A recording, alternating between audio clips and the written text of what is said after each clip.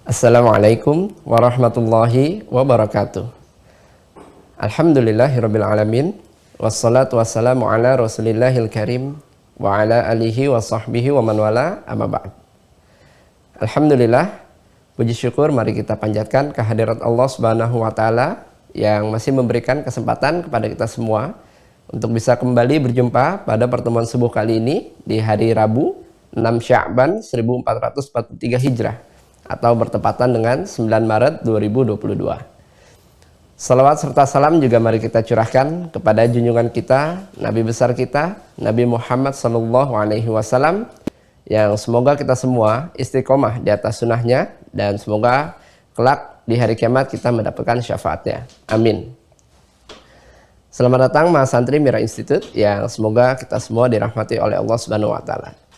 Izin mengingatkan bagi teman-teman yang sudah tergabung pada sesi Zoom di pertemuan subuh kali ini untuk bisa menyesuaikan format namanya sesuai dengan format yang sudah ditentukan. Bisa dilihat pada layar teman-teman sekalian. Sebelum kita masuk ke sesi utama, izinkan kami untuk saling mengingatkan untuk senantiasa mengikhlaskan hati kita, meluruskan niat kita hanya untuk mencari ridho Allah Subhanahu wa taala. Serius dalam menyimak sesi kajian yang akan disampaikan, siapkan buku dan juga alat tulisnya. Jangan lupa untuk mencatat setiap materi yang akan disampaikan. Gunakan pakaian yang sopan yang sesuai dengan syariat, duduk yang baik, tidak sambil rebahan, tidak sambil makan, dan diharapkan tidak sambil melakukan aktivitas lain, agar teman-teman bisa lebih fokus dalam menyimak kajian yang akan disampaikan. Untuk itu, sesaat lagi sesi bersama guru kita, Ustadz Dr. Adi Hidayat LCMA akan segera kita mulai. Mari kita persiapkan hati kita, pikiran kita, tepikan hal-hal yang bisa mengganggu fokus kita selama sesi kajian berlangsung. Terima kasih atas perhatiannya. Assalamualaikum warahmatullahi wabarakatuh.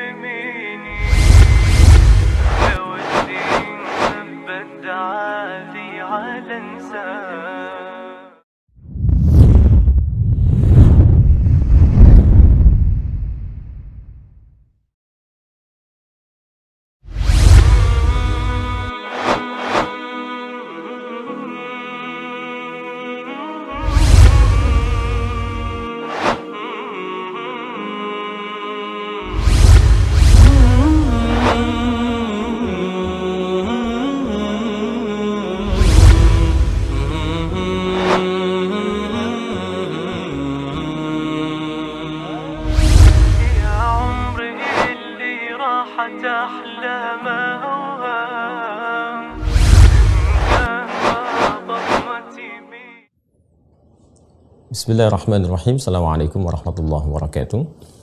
Alhamdulillahi rabbil alamin, wassalatu wassalamu ala rasulillahil karim wa ala alihi wa sahbihi ajma'in, amma ba'd. Fa ya ahbaballahi wa ahbab rasulihi sallallahu alaihi wasallam, usi nafsi wa iyyakum bitaqwallahi faqad fazal muttaqun fala tamutunna illa wa antum muslimun. Faqala ta'ala ya ayyuhalladzina amanu taqullaha haqqa tuqatih wa la tamutunna illa wa antum muslimun. Saudara-saudariku, bersyukur pada Allah Subhanahu wa taala mengawali jumpa kita di kesempatan kali ini. Alhamdulillah kita kembali diberikan kesempatan untuk beraktivitas. Semoga seluruh aktivitas kita, baik yang telah, sedang ataupun akan kita lakukan, diridhai dan dibimbing oleh Allah Subhanahu wa taala menuju segala hal yang baik dan mulia. Kemudian kita bermohon pada Allah Subhanahu wa taala semoga seluruh hamba Allah yang berkehidupan sampai dengan detik ini namun belum beriman diberikan kekuatan oleh Allah Subhanahu wa taala, kemampuan untuk bersyahadat sebelum wafat dan kembali pada Allah Subhanahu wa taala. pun demikian, semoga para pelaku maksiat diberikan kekuatan, kemampuan untuk bertobat dan menata aktivitas lebih baik dibandingkan dengan hari-hari sebelumnya yang telah berlalu. Baiklah, kita akan mencoba melanjutkan kajian kita di pertemuan kali ini dengan membuka lembaran baru. Ini masih tersambung dengan pembahasan seputar persiapan ibadah siam di kurikulum Nabi Sallallahu Alaihi Wasallam. Namun kita akan terpusat saat ini kepada kajian secara teknis hadis-hadis Nabi Sallallahu Alaihi Wasallam yang terangkum dalam kitab Sahih Muslim. Jadi di pertemuan tahun lalu kita telah menampilkan pembahasan Sahih Al-Bukhari, dan insya Allah kita akan sajikan kembali saat nanti masuk pada sesi Ramadan. Dan untuk melengkapi kajian dimaksud, kita coba hadirkan juga tinjauannya di Sahih Muslim. Jadi nanti yang Sahih Al-Bukhari-nya juga insya Allah sudah ada, disiapkan. Kemudian yang Sahih Muslimnya ini kita tampilkan dan kita mulai pembahasannya pada sesi kali ini. Bagi teman-teman yang terhubung di Mira, insya Allah nanti setiap kajian di sesi pembahasan kita akan scan bagian kitabnya, kemudian kita upload, dan teman-teman bisa download sehingga bisa langsung menyimak apa yang kita kaji. Bagi yang memiliki kitab Sahih Muslim, silahkan nanti lihat langsung di topik yang ke-13, Kitabus Syam. Ya, jadi ini yang kami gunakan yang ini. Nanti ada syarah juga ya yang kita jadikan acuan, nanti syarah Sahih Muslimnya Al-Imam An-Nawawi, ada 9 jilid ya. Ini yang tanpa syarah untuk memudahkan. Jadi nanti kalau kita ingin kajian lebih mendalam, gunakan syarah ya. Di antara yang populer syarah Al-Imam An-Nawawi ada 9 jilid. Yang ini yang tanpa syarah untuk memudahkan saja supaya cepat dan kita uraikan syarah dimaksud dalam penjelasan. Baiklah, di topik yang ke-13 ya, Kitabus Syam. Jadi kalau di Sahih Al-Bukhari nanti topiknya topik yang ke-30, dan ini menariknya. Al-Imam Al-Bukhari memberikan temanya Kitabus Shaum, sedangkan Al-Imam Muslim memberikan tema besarnya Kitabus Syam. Jadi yang Al-Imam Al-Bukhari menggunakan diksinya Shaum, Kitabus Shaum. Ya, topik yang ke-30. Di Al-Imam Muslim Kitabus Syam. Telah kita uraikan di pertemuan sebelumnya, teman-teman sekalian, bahwa Shaum dengan Syam memiliki kesamaan dan memiliki perbedaan, memiliki keumuman dan memiliki kekhususan.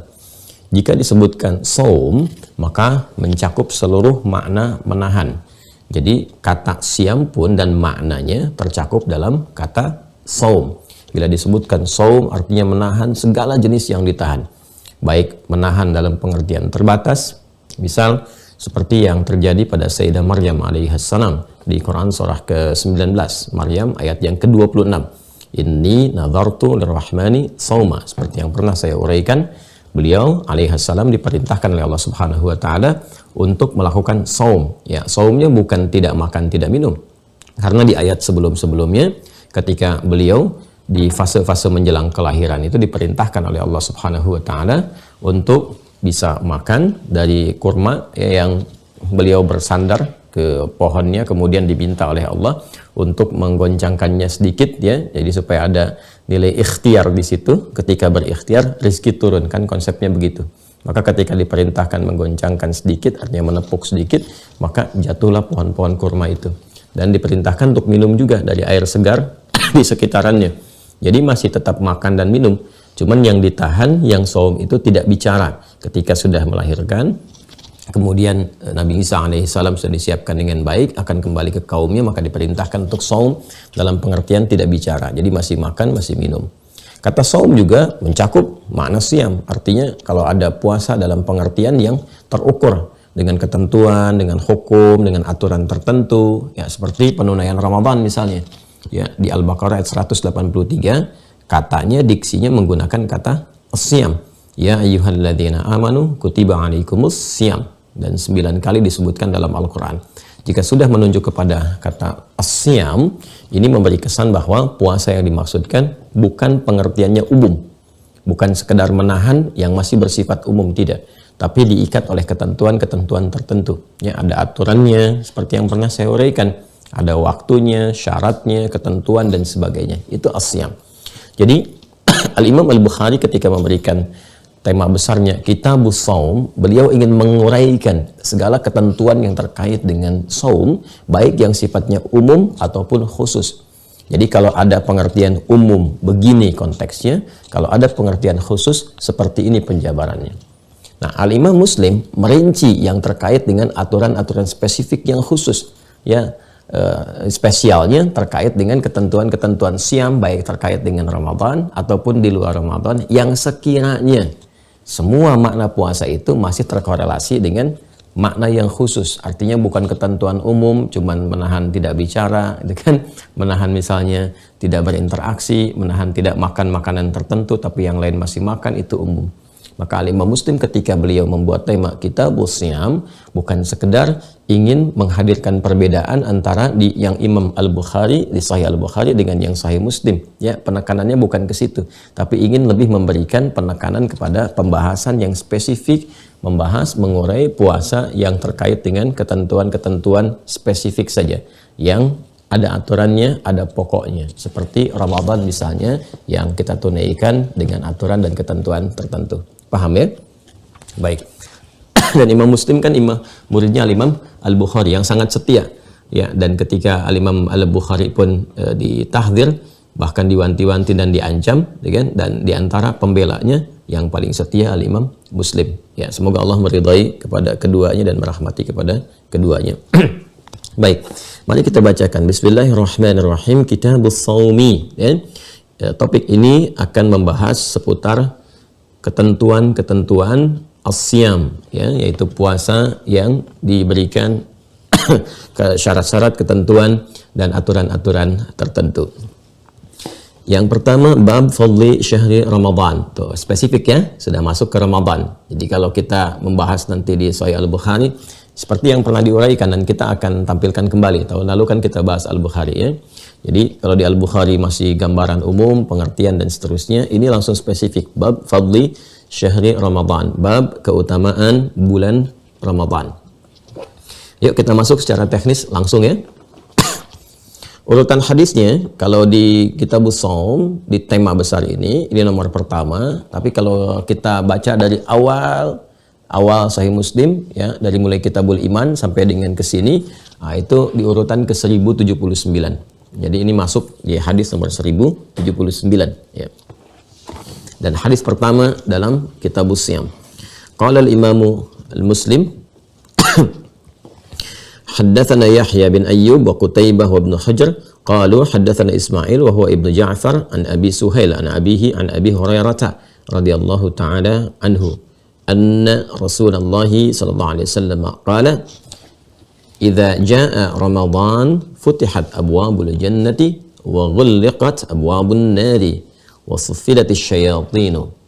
Baik ya. Ini rawi terakhirnya saja, tersambung semua riwayatnya kepada sahabat Abu Hurairah. Kalau kita mau detilkan, Imam Muslim menerima dari Yahya bin Ayyub, ya kan, dan Qutaibah, kemudian dan Ibnu Hajar. Mereka semua berkata, mereka menerima dari Ismail, telah berkata kepada kami Ismail, yaitu Ibnu Ja'far, dan beliau menerima dari Abi Suhail, dari bapaknya dari Abu Hurairah. Jadi ini keistimewaan dalam Islam. Jadi literasinya semua terkoneksi, nggak ada yang putus di tengah gitu. Ya, jadi kita itu tidak menerima tuntunan ibadah berdasarkan kreativitas orang di zamannya, tidak. Jadi keistimewaan orang Islam itu ketika beribadah, setiap muslim itu beribadahnya spesifik, terkoneksikan semua jalurnya, referensinya langsung tersambung kepada Nabi Sallallahu Alaihi Wasallam. Baik itu yang pokok dari Al-Quran ataupun yang teknis dari hadis-hadis Nabi Sallallahu Alaihi Wasallam. Sekalipun misalnya ada ragam ya, berdasarkan kemudahan-kemudahan, ya, ada terlihat seperti berbeda, padahal itu fleksibilitas untuk diberikan berdasarkan kemudahan. Ya, seperti yang saya sampaikan, cara untuk sujud misalnya kan ada dengan telapak tangan, ada dengan lutut. Itu memberikan kemudahan karena tidak semua orang bisa menggunakan lutut. Kalau ada persoalan di lutut bisa dengan telapak tangan. Nah, itu pun ya, ragam seperti ini pun itu masih ada sanad juga, tersambung. Jadi nggak sembarangan ada zamannya begini jadi begitu, tidak. Semua ada solusinya, semua ada jalurnya. Itu dalam Islam. Sehingga di dalam Islam itu hal-hal yang pokok itu tidak ada kayak semacam revisi misalnya, ya, atau cara yang disempurnakan, atau bahkan ejaan yang disempurnakan. Silahkan dicek ya, kita bacaan Quran aja, sempurna bacaannya dari zaman Nabi sampai sekarang. Nggak ada penyempurnaan bacaan Quran, atau bacaan yang disempurnakan, atau ejaan mushaf yang disempurnakan, tidak ditemukan. Ya, ini menunjukkan keistimewaan sekaligus kebenaran ajaran Islam yang semua tersambung ya sampai kepada sumber awalnya dari Rasulullah Shallallahu Alaihi Wasallam. Dan itu di-challenge untuk diriset, silahkan riset untuk membuktikan kebenarannya. Ya, makanya saya sering katakan di dalam Islam itu kesempurnaannya itu juga diikat dengan nilai-nilai ilmiah. Jadi semua orang bisa membuktikan dan itu diberikan secara terbuka tantangannya. Ya, kalau kita ingin komparasikan, silahkan di-compare misalnya dengan keyakinan-keyakinan lain yang ada, adakah di kitabnya atau di ajaran agamanya yang menantang secara terbuka atau mengajak secara terbuka untuk silahkan riset ajarannya, temukan kebenaran di dalamnya.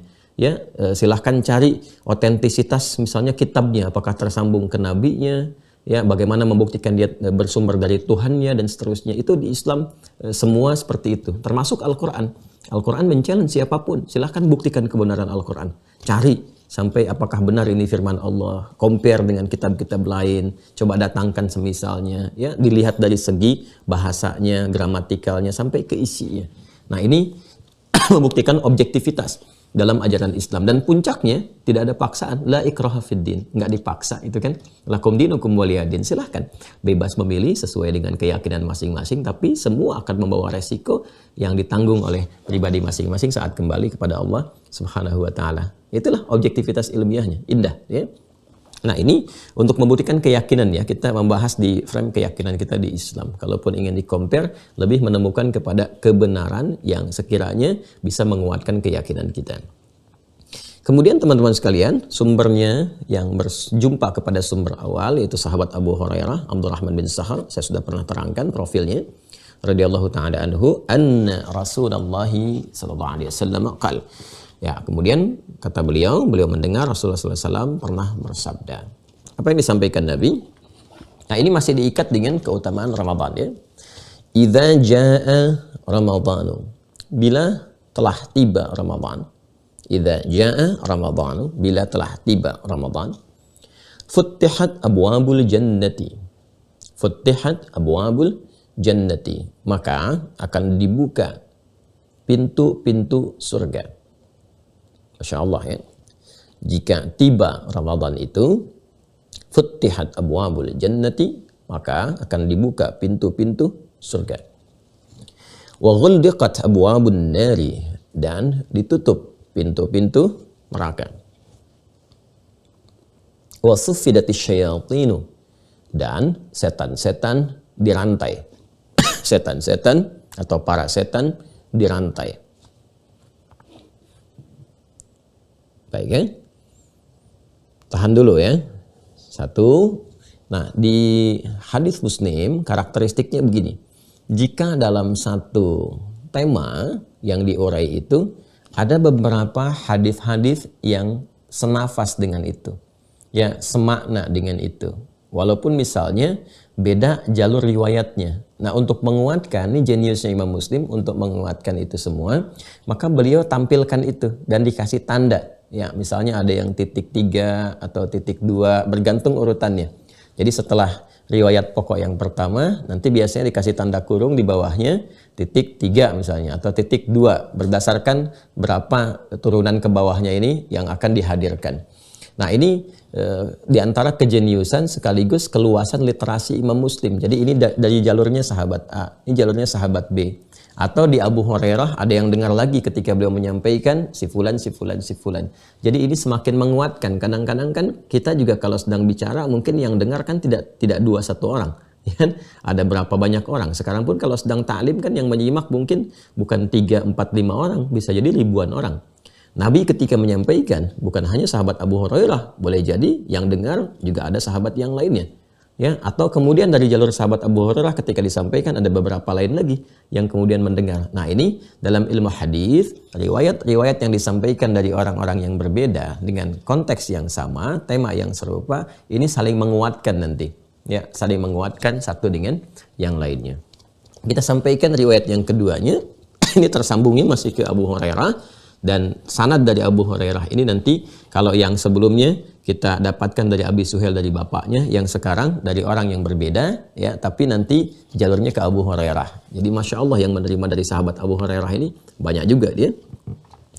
Qala al-Imam Muslim Wa haddatsani Harmalah bin Yahya akhbarana Ibnu Wahab akhbarani Yunus an Ibnu Syihab an Ibnu Abi Anas. Nah, ini ya Ibnu Abi Anas, anna abahu, bahwa bapaknya, haddatsahu, menyampaikan kepada beliau, annahu, bahwa beliau sami'a Aba Hurairah, mendengar Abu Hurairah radhiyallahu taala anhu yaqul, beliau berkata, qala Rasulullah sallallahu alaihi wasallam, Rasulullah sallallahu alaihi wasallam bersabda, "Idza kana Ramadhanu futtihat abwabur rahmati wa ghulliqat abwabu jahannam wa sulsilatis syayatin." Masya Allah.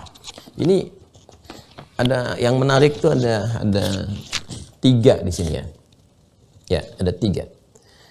Yang pertama, kesungguhan Imam Muslim dalam mencari hadis-hadis bahkan terkait dengan satu tema utama.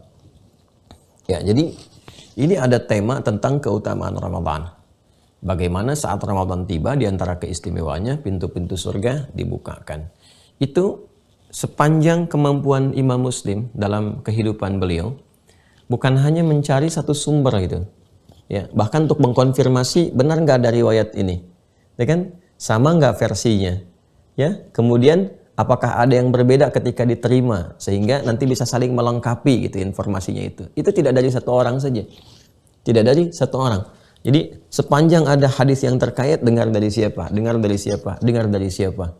Nah, ini pada riwayat yang pertama beliau mendapatkannya dari seorang bernama Yahya bin Ayyub, ya kan, dan Qutaibah. Pada riwayat yang kedua beliau mendengar dari Harmalah bin Yahya. Ya. Jadi ada 2 sosok, satu sosok ini ya. A, satu sosok B. Jadi ketika mendapatkan tema tentang keutamaan Ramadan, itu dicari oleh beliau. Ya, didapati. Oh, ini dapat dari si fulan, dapat dari si fulan. Artinya, ini memberikan kesan kepada kita informasi-informasi yang baik itu, ya kan? Yang pertama, tidak harus kita juga mereferensikan dari satu sumber. Boleh jadi ada sumber yang lain yang benar juga, yang baik juga, ya. Khususnya ketika kita mengkaji satu topik tertentu, ya.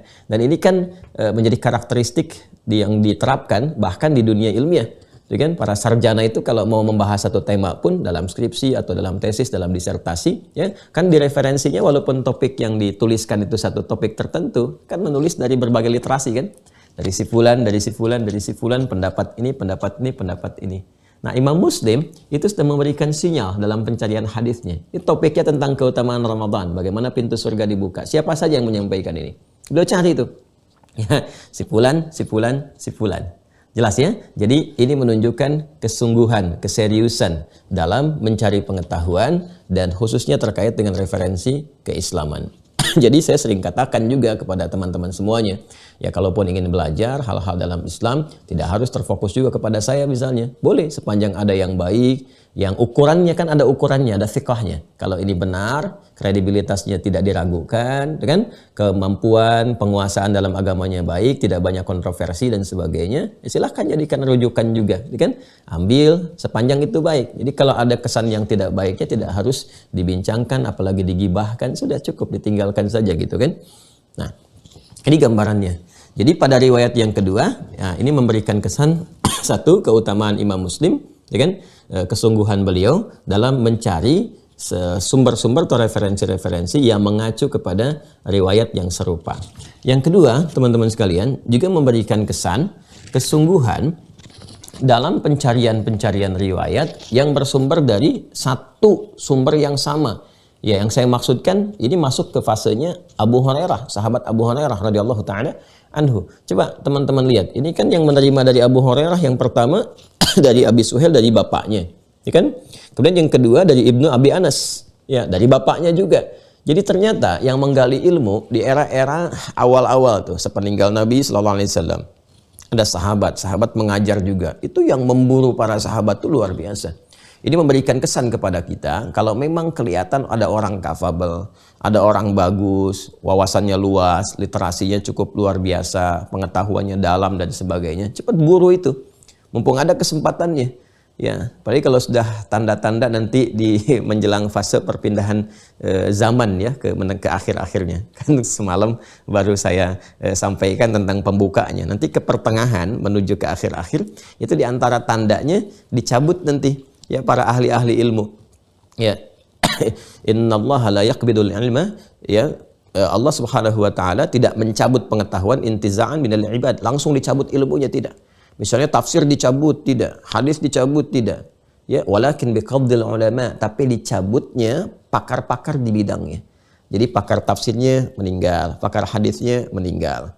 Bukan hadisnya dicabut, bukan tafsirnya dicabut, tapi pakarnya yang diambil. Ya, sehingga nanti yang paham secara benar, yang paham secara baiknya itu mulai sedikit. Tatkala sedikit itulah nanti hadis Muslim juga. Jadi pembuka di mukaddimah hadis Muslim, Nabi mengisyaratkan nanti fase-fase perpindahan kepada penutup zaman ketika pakar-pakarnya meninggal, yang muncul itu nanti mulai muncul orang-orang yang tidak capable di bidangnya. Bahkan orang-orang aneh yang cenderung menyesatkan. Bukan pakar hadis bicara hadis, bukan pakar tafsir bicara tafsir, bahkan bicara agama tapi dibelok-belokan gitu. Dan uniknya ada pengikutnya. Nah, Nabi sudah ingatkan, iyyakum wa iyyahum, kata Nabi. Kalau insan benar-benar beriman, masih ada iman dalam jiwanya, itu akan dibimbing oleh hatinya. Ini orang, ini nggak betul ini, kan? Ini kontroversial, kan? Nah, atau masuk kepada hal-hal yang memang menyimpang gitu. Nah, itu dibimbing oleh imannya untuk menjauh dari itu. Sampai nanti orang ini potensial sesat dan menyesatkan. Nah, kemudian juga ada para pengikutnya. Sampai setelah itu baru wafat orang-orang benarnya di antara yang beriman. Tersisalah nanti orang-orang yang bermasalah. Nah, ini nanti lebih dahsyat lagi. Nanti kalau masuk kepada kajian yang spesifik akhir zaman yang membahas itu, kita akan uraikan termasuk dengan hadis-hadisnya. Ya. Nah, jadi kalau misalnya sekarang kita masih dapati orang-orang pakar ilmu yang baik dan sebagainya, cepat dapatkan ilmunya. Buru itu, cari kapan dia mengajinya gitu kan, waktunya kapan. Sepanjang dapat, cepat dapatkan semua bimbingan-bimbingannya. Sebagai apa? Sebagai benteng nanti kalau kiranya muncul pendahuluan, mukaddimah, hadirnya orang-orang nggak jelas. Ya. Nah, sekarang tinggal dilihat aja seteran kita tuh. Ada nggak orang-orang nggak jelas yang komen tentang agama? Ya. Ngasih pandangan, ngasih pendapat, ngasih ini itu, ya, misalnya tentang syariat, tentang tinjauan, padahal dia nggak ngerti agama. Ya, bahas satu ayat dikontradiksikan, seakan-akan kesannya sedang membahas tapi ada unsur manipulatifnya, ada unsur penyesatannya dan sebagainya. Nah, ini kalau sudah mulai muncul yang seperti itu, maka segera cari orang-orang yang benar ya untuk kita jadikan sebagai tumpuan. Nah, ini di masa-masa sahabat kalau sudah ada orang-orang yang baik itu, ya, kalau di masa sahabat kan masih terkait dengan kehidupan Nabi diburu, ya, pengetahuannya, ilmunya dipastikan. Dan diikat dengan itu saja. Jadi sifat sahabat itu menarik gitu ya. Apa yang dilihat oleh mereka, itu yang mereka lakukan. Apa yang disaksikan oleh mereka dari Nabi, itu yang dikerjakan. Sepeninggal Nabi SAW, sahabat banyak menyebar dan mengajar. Seperti juga pernah saya sampaikan saat menjelaskan tentang urutan perjalanan fikih Islam itu. Ya, teman-teman boleh cek di awal-awal video ya. Nah, ini sahabat mengajar, sama tipikal dari tabi'in juga memburu. Wah, ini masih ada yang hidup nih sahabat yang ini, kejar ke sana. Nah, itu. Yang setelah itu kan terlihat perbedaan kualitas ya, terus masih bagus di masa tabi'in sekitar sampai akhir abad kedua, awal abad ketiga. Nah, itu semangat dan kemampuan menangkap pengetahuannya itu masih luar biasa. Ya, setelahnya pun ada tapi terbatas. Kalau di masa itu masih terhampar, istimewa gitu ya, mewah itu, kualitasnya premium semua.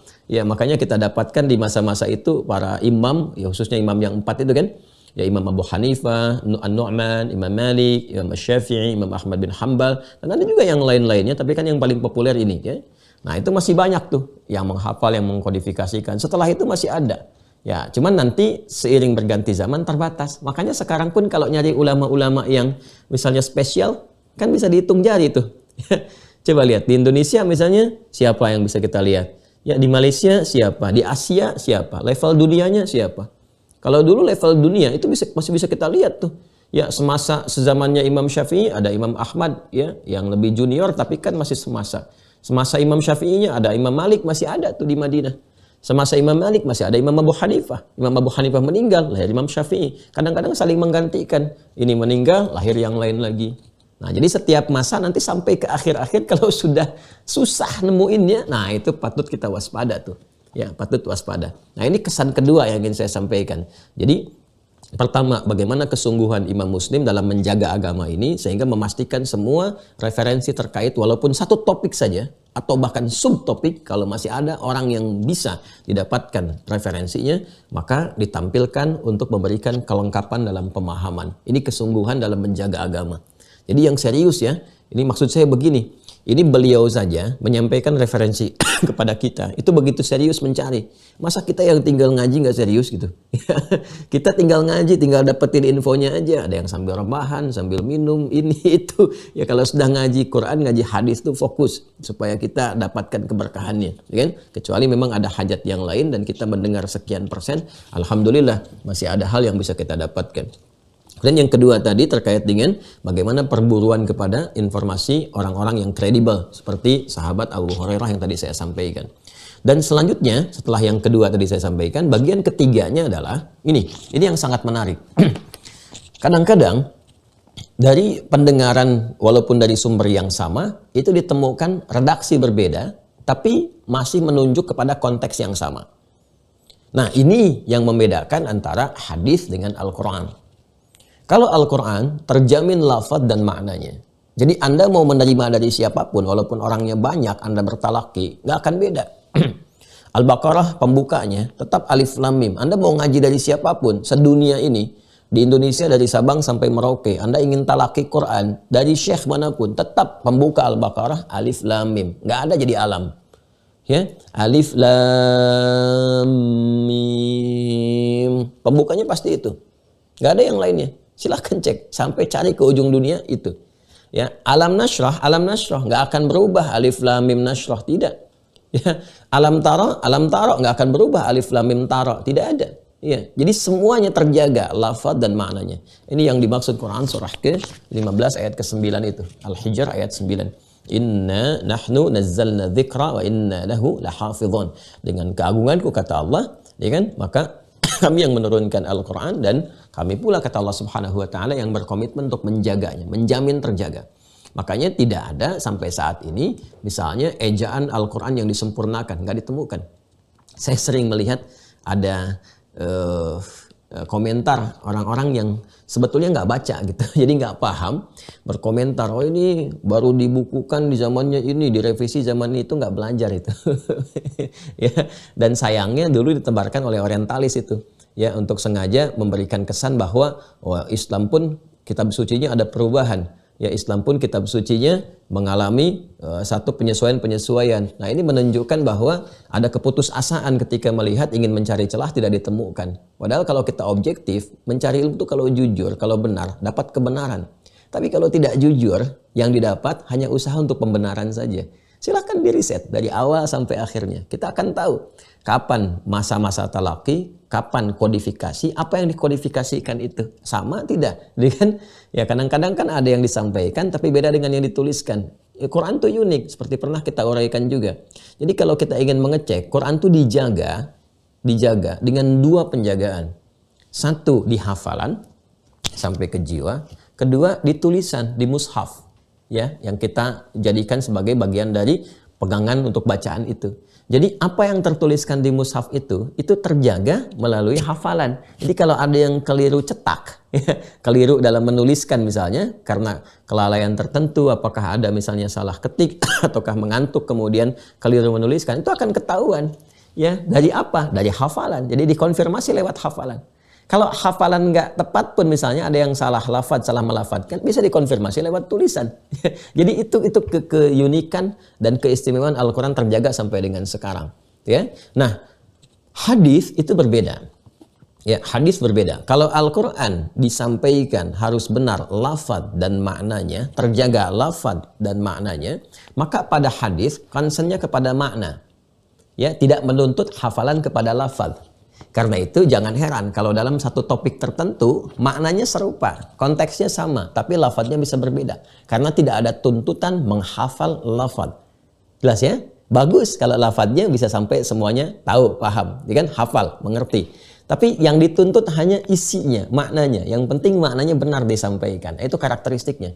Ya, apa hikmahnya untuk membedakan dengan Al-Quran? Supaya tidak diduga bahwa apa-apa yang disampaikan oleh Nabi, karena Nabi kan orang paling fasih bahasa Arabnya. Ya, menyatu dengan Al-Quran. Jadi jangan dibedakan bahwa, jangan disamakan bahwa hadis itu Quran. Bukan. Hadis penjelas dari Al-Quran. Hadis adalah tafsir terbaik yang menjelaskan tentang isi Al-Quran. Jadi kalau Al-Quran terjaga lafaz dan maknanya, hadis fokusnya kepada makna dan disampaikan boleh dengan makna, tidak dikhususkan dengan lafaz. Karena itu Anda bisa temukan dalam satu riwayat misalnya ada banyak ragamnya, ya, ada banyak ragamnya. Artinya ada jumlah yang tidak satu, mungkin kadang-kadang berapa puluh dalam satu tema itu.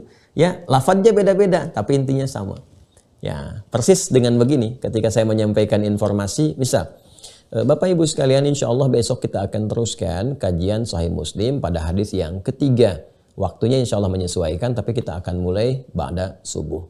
Nah, coba ulangi lagi kalimat saya itu. Ya, Anda ketika menyampaikan kepada yang lain, ya itu bisa berbeda. Ya, intinya Ustadz besok kajian lanjut lagi. Ya, ba'da subuh. Tapi ikutin aja waktunya sesuai dengan online-nya baru masuk, ya kan? Nah, jadi nanti ada yang menyampaikan versi lain lagi, besok kajian lanjut lagi. Ya, ada yang menyampaikan lagi, besok Sahih Muslim tetap berlanjut. Nah, itu macam-macam, beda-beda versinya, tapi menunjuk pada satu keterangan yang serupa. Berbeda ketika saya sampaikan ayat. Ingat ya, surat Al-Ikhlas, Qul huwallahu ahad. Ya, Anda bisa katakan Ustadz mengingatkan, tapi ketika menyampaikan Qul huwallahu ahad, semua akan sama. Paham ya? Baik. Nah, ini yang ingin saya utarakan, bahwa dalam satu topik itu mungkin kita akan melihat versi-versi riwayat yang berbeda, orangnya, ya kan? Kata-katanya mungkin tidak sama kalimatnya, tapi menunjuk pada satu kesan yang serupa, informasi yang sama. Nah, ini pada riwayat yang kedua disampaikan, kalau yang pertama idza jaa Ramadan, yang kedua idza kana Ramadan. Ya, yang pertama idza jaa Ramadan, nanti yang di Mira kita akan scan sehingga Anda bisa dapatkan apa yang saya bacakan juga dalam kitab. Yang pertama idza jaa Ramadanu, yang kedua idza kana Ramadan. Ya, jadi pada yang pertama jika telah tiba Ramadan, pada yang kedua jika Ramadan telah hadir. Ya, baik, jelas ya. Kemudian apa perbedaan jaa dengan kan? Kalau jaa itu tiba, hadir gitu kan? Tiba, hadir, seakan-akan kalau metafornya datangnya kepada kita. Ya, datang kepada kita gitu kan? Datang kepada kita. Bisa kita yang mendekat, bisa itu datang kepada kita. Ya, seperti Fathu Makkah digambarkan dengan kata jaa. Idza jaa nasrullahi wal fath. Ketika datang pertolongan Allah Subhanahu wa taala dan terjadi Fathu Mekah itu. Artinya apa? Orang-orang pada saat itu dibimbing Rasulullah SAW kan mendatangi Mekah, datang. Dan mendatangi itu datang kepada Fathu Mekahnya sekaligus mendekati pertolongan Allah Subhanahu wa taala. Jadi ada pergerakan di situ, ya. Nah, jadi kalau konteks hadis yang pertama idza jaa Ramadan, maksudnya bisa jadi Ramadannya tiba, bisa jadi dengan makna yang pertama, waktunya kita semakin mendekat ke Ramadan sampai Ramadan tiba. Ya, seperti sekarang Sya'ban kan telah masuk ke sekarang 9 ya, 8 9 Sya'ban. Itu kan terus bergerak terus sampai ke akhirnya sampai dekat Ramadan. Jadi kalau memaknai hadis yang pertama, idza jaa Ramadanu, ya, jika Ramadan telah tiba seakan-akan Ramadannya yang dekat ke kita, yang datang ke kita. Metafornya begitu. Padahal kita kan yang terus maju sampai mendekati Ramadan. Ya, terus tiba waktunya pas. Nah, itu jaa namanya. Jelas ya? Nah, kalau pada yang kedua, idza kana Ramadan, kita telah hadir di Ramadan itu. Jadi begitu kita masuk ke Ramadannya, itu kan. Ya, nah, kana. Jadi kita sudah ada di situnya, sudah hadir di dalam Ramadannya. Paham ya? Jadi pada redaksi yang pertama, kalau ingin kita lihat perbedaan spesifiknya, kita beranjak memasuki Ramadan sampai masuk ke situ. Kalau redaksi yang kedua, kita sudah benar-benar ada di dalamnya. Paham ya? Dan keduanya sama maknanya. Ya, intinya apa? Intinya Ramadan sudah tiba, gitu aja ya kalau bahasa singkatnya begitu. Jika Ramadan sudah tiba, nah, kemudian redaksi yang kedua dengan pertama sama, selanjutnya Futtihat abwabur rahmati, yang di atas Futtihat abwabul jannah. Ya. Nah, sedangkan masih ingat uraian saya sebelumnya ketika ada pertanyaan apakah masuk surga dengan amalan atau dengan rahmat Allah Subhanahu wa taala? Ya, dan telah saya uraikan, keduanya tidak bertolak belakang. Rahmat Allah itu ketika memberikan surga, ikhtiarnya lewat amal. Jadi satu kesatuan. Surga sama dengan rahmat, sama dengan amal. Kalau orang pengen ke surga, maka dia harus dapat rahmat Allah. Bagaimana cara dapat rahmat? Ya dengan beramal. Jadi satu kesatuan di situ. Maka surga pun itu disebut dengan rahmat. Dalam hadis disebut dengan rahmat. Ya kan? Kadang-kadang disebut juga pembukanya dengan amalan. Karena itu ketika kalimat surga pertama di Al-Quran disebutkan, itu bersanding dengan amal. Al-Baqarah ayat 25. وَبَشِّرِ الَّذِينَ آمَنُوا وَعَمِلُوا الصَّالِحَاتِ أَنَّ لَهُمْ جَنَّاتٍ تَجْرِي مِنْ تَحْتِهَا الْأَنْهَارُ. Berikan kabar gembira Muhammad SAW, viralkan kepada seluruh hamba bahwa siapapun mereka yang beriman dan beramal saleh berpotensi memasuki aneka ragam surga yang telah kami siapkan dengan segala jenis keindahannya. Ya kan? Dan di hadis-hadis yang lainnya Nabi memberikan kesan bahwa bagaimana surga bersanding dengan rahmat Allah Subhanahu wa taala. Sehingga surga kadang disebut juga dengan rahmat, puncak rahmat tertinggi yang diberikan oleh Allah Subhanahu wa taala kepada hambanya sebagai apresiasi dari amal solehnya, yaitu surga. Ya, dan nanti di atas itu ada yaitu ridha Allah Subhanahu wa taala. Wa ridwanu minallahi akbar. Ridha Allah Subhanahu wa taala. Jadi kalau Allah sudah ridha, ya pasti masuk surga juga. Ya, jadi kalau ada misalnya disebutkan surga dan nama lain disebutkan rahmat, itu satu kesatuan. Jelas ya? Jadi di sini tidak heran kalau nanti sahabat ada yang menyebutkan abwabul jannah dengan abwabur rahmah. Jadi kalau abwabur jannah itu jelas pintu-pintu surga. Abwabur rahmah, pintu-pintu rahmat, itu maknanya bisa banyak. Di antara sekian yang banyak itu adalah surga. Anda kalau masuk masjid, apa yang Anda ucapkan? Allahumma ftahli abwaba rahmatik. Kan? Ya Allah, mohon bukakan kepadaku pintu-pintu rahmatmu. Nah, itu maknanya banyak. Bisa terkait dengan surga, pintu-pintu surga, karena nanti ada amalan-amalan di masjid yang kita kerjakan berpotensi memasukkan kita ke surga dengan ragam pintunya. Nanti kita akan bahas ada berapa pintu surga. Nah, nanti pintunya itu bergantung pada amalan. Ya, nanti ketika kita masuk masjid ada amal-amal yang bisa mengantarkan kita ke surga. Jadi doa pertama kita masuk kaki kanan, kita katakan Allahumma ftahli abwaaba rahmatik. Ya Allah, mohon bukakan kepadaku pintu-pintu rahmatmu. Di antara makna rahmat di situ ada surga. Ya, apa kaitannya dengan masuk masjid bisa berpotensi dapat rahmat berupa surga? Di masjid ada amalan-amalan yang bisa kita kerjakan dan dengan amal itu berpotensi memasukkan kita ke surga. Ada yang kedua, rahmat itu bisa jadi ampunan. Ya, bisa jadi ampunan. Puncak ampunan yang Allah berikan pada hamba itu disebut dengan rahmat. Itu ada di Quran surah ke-39 Az-Zumar ayat 53. Qul ya ibadiyalladzina asrafu ala anfusihim la taqnatu mir rahmatillah. Katakan Muhammad SAW pada semua hambaku yang mungkin sudah berlumur dosa. Tahu dirinya banyak dosa, banyak berbuat kejahatan, banyak berbuat kriminal. Tiba-tiba ada getaran dalam jiwa untuk bertaubat. Kata Allah, sambut itu.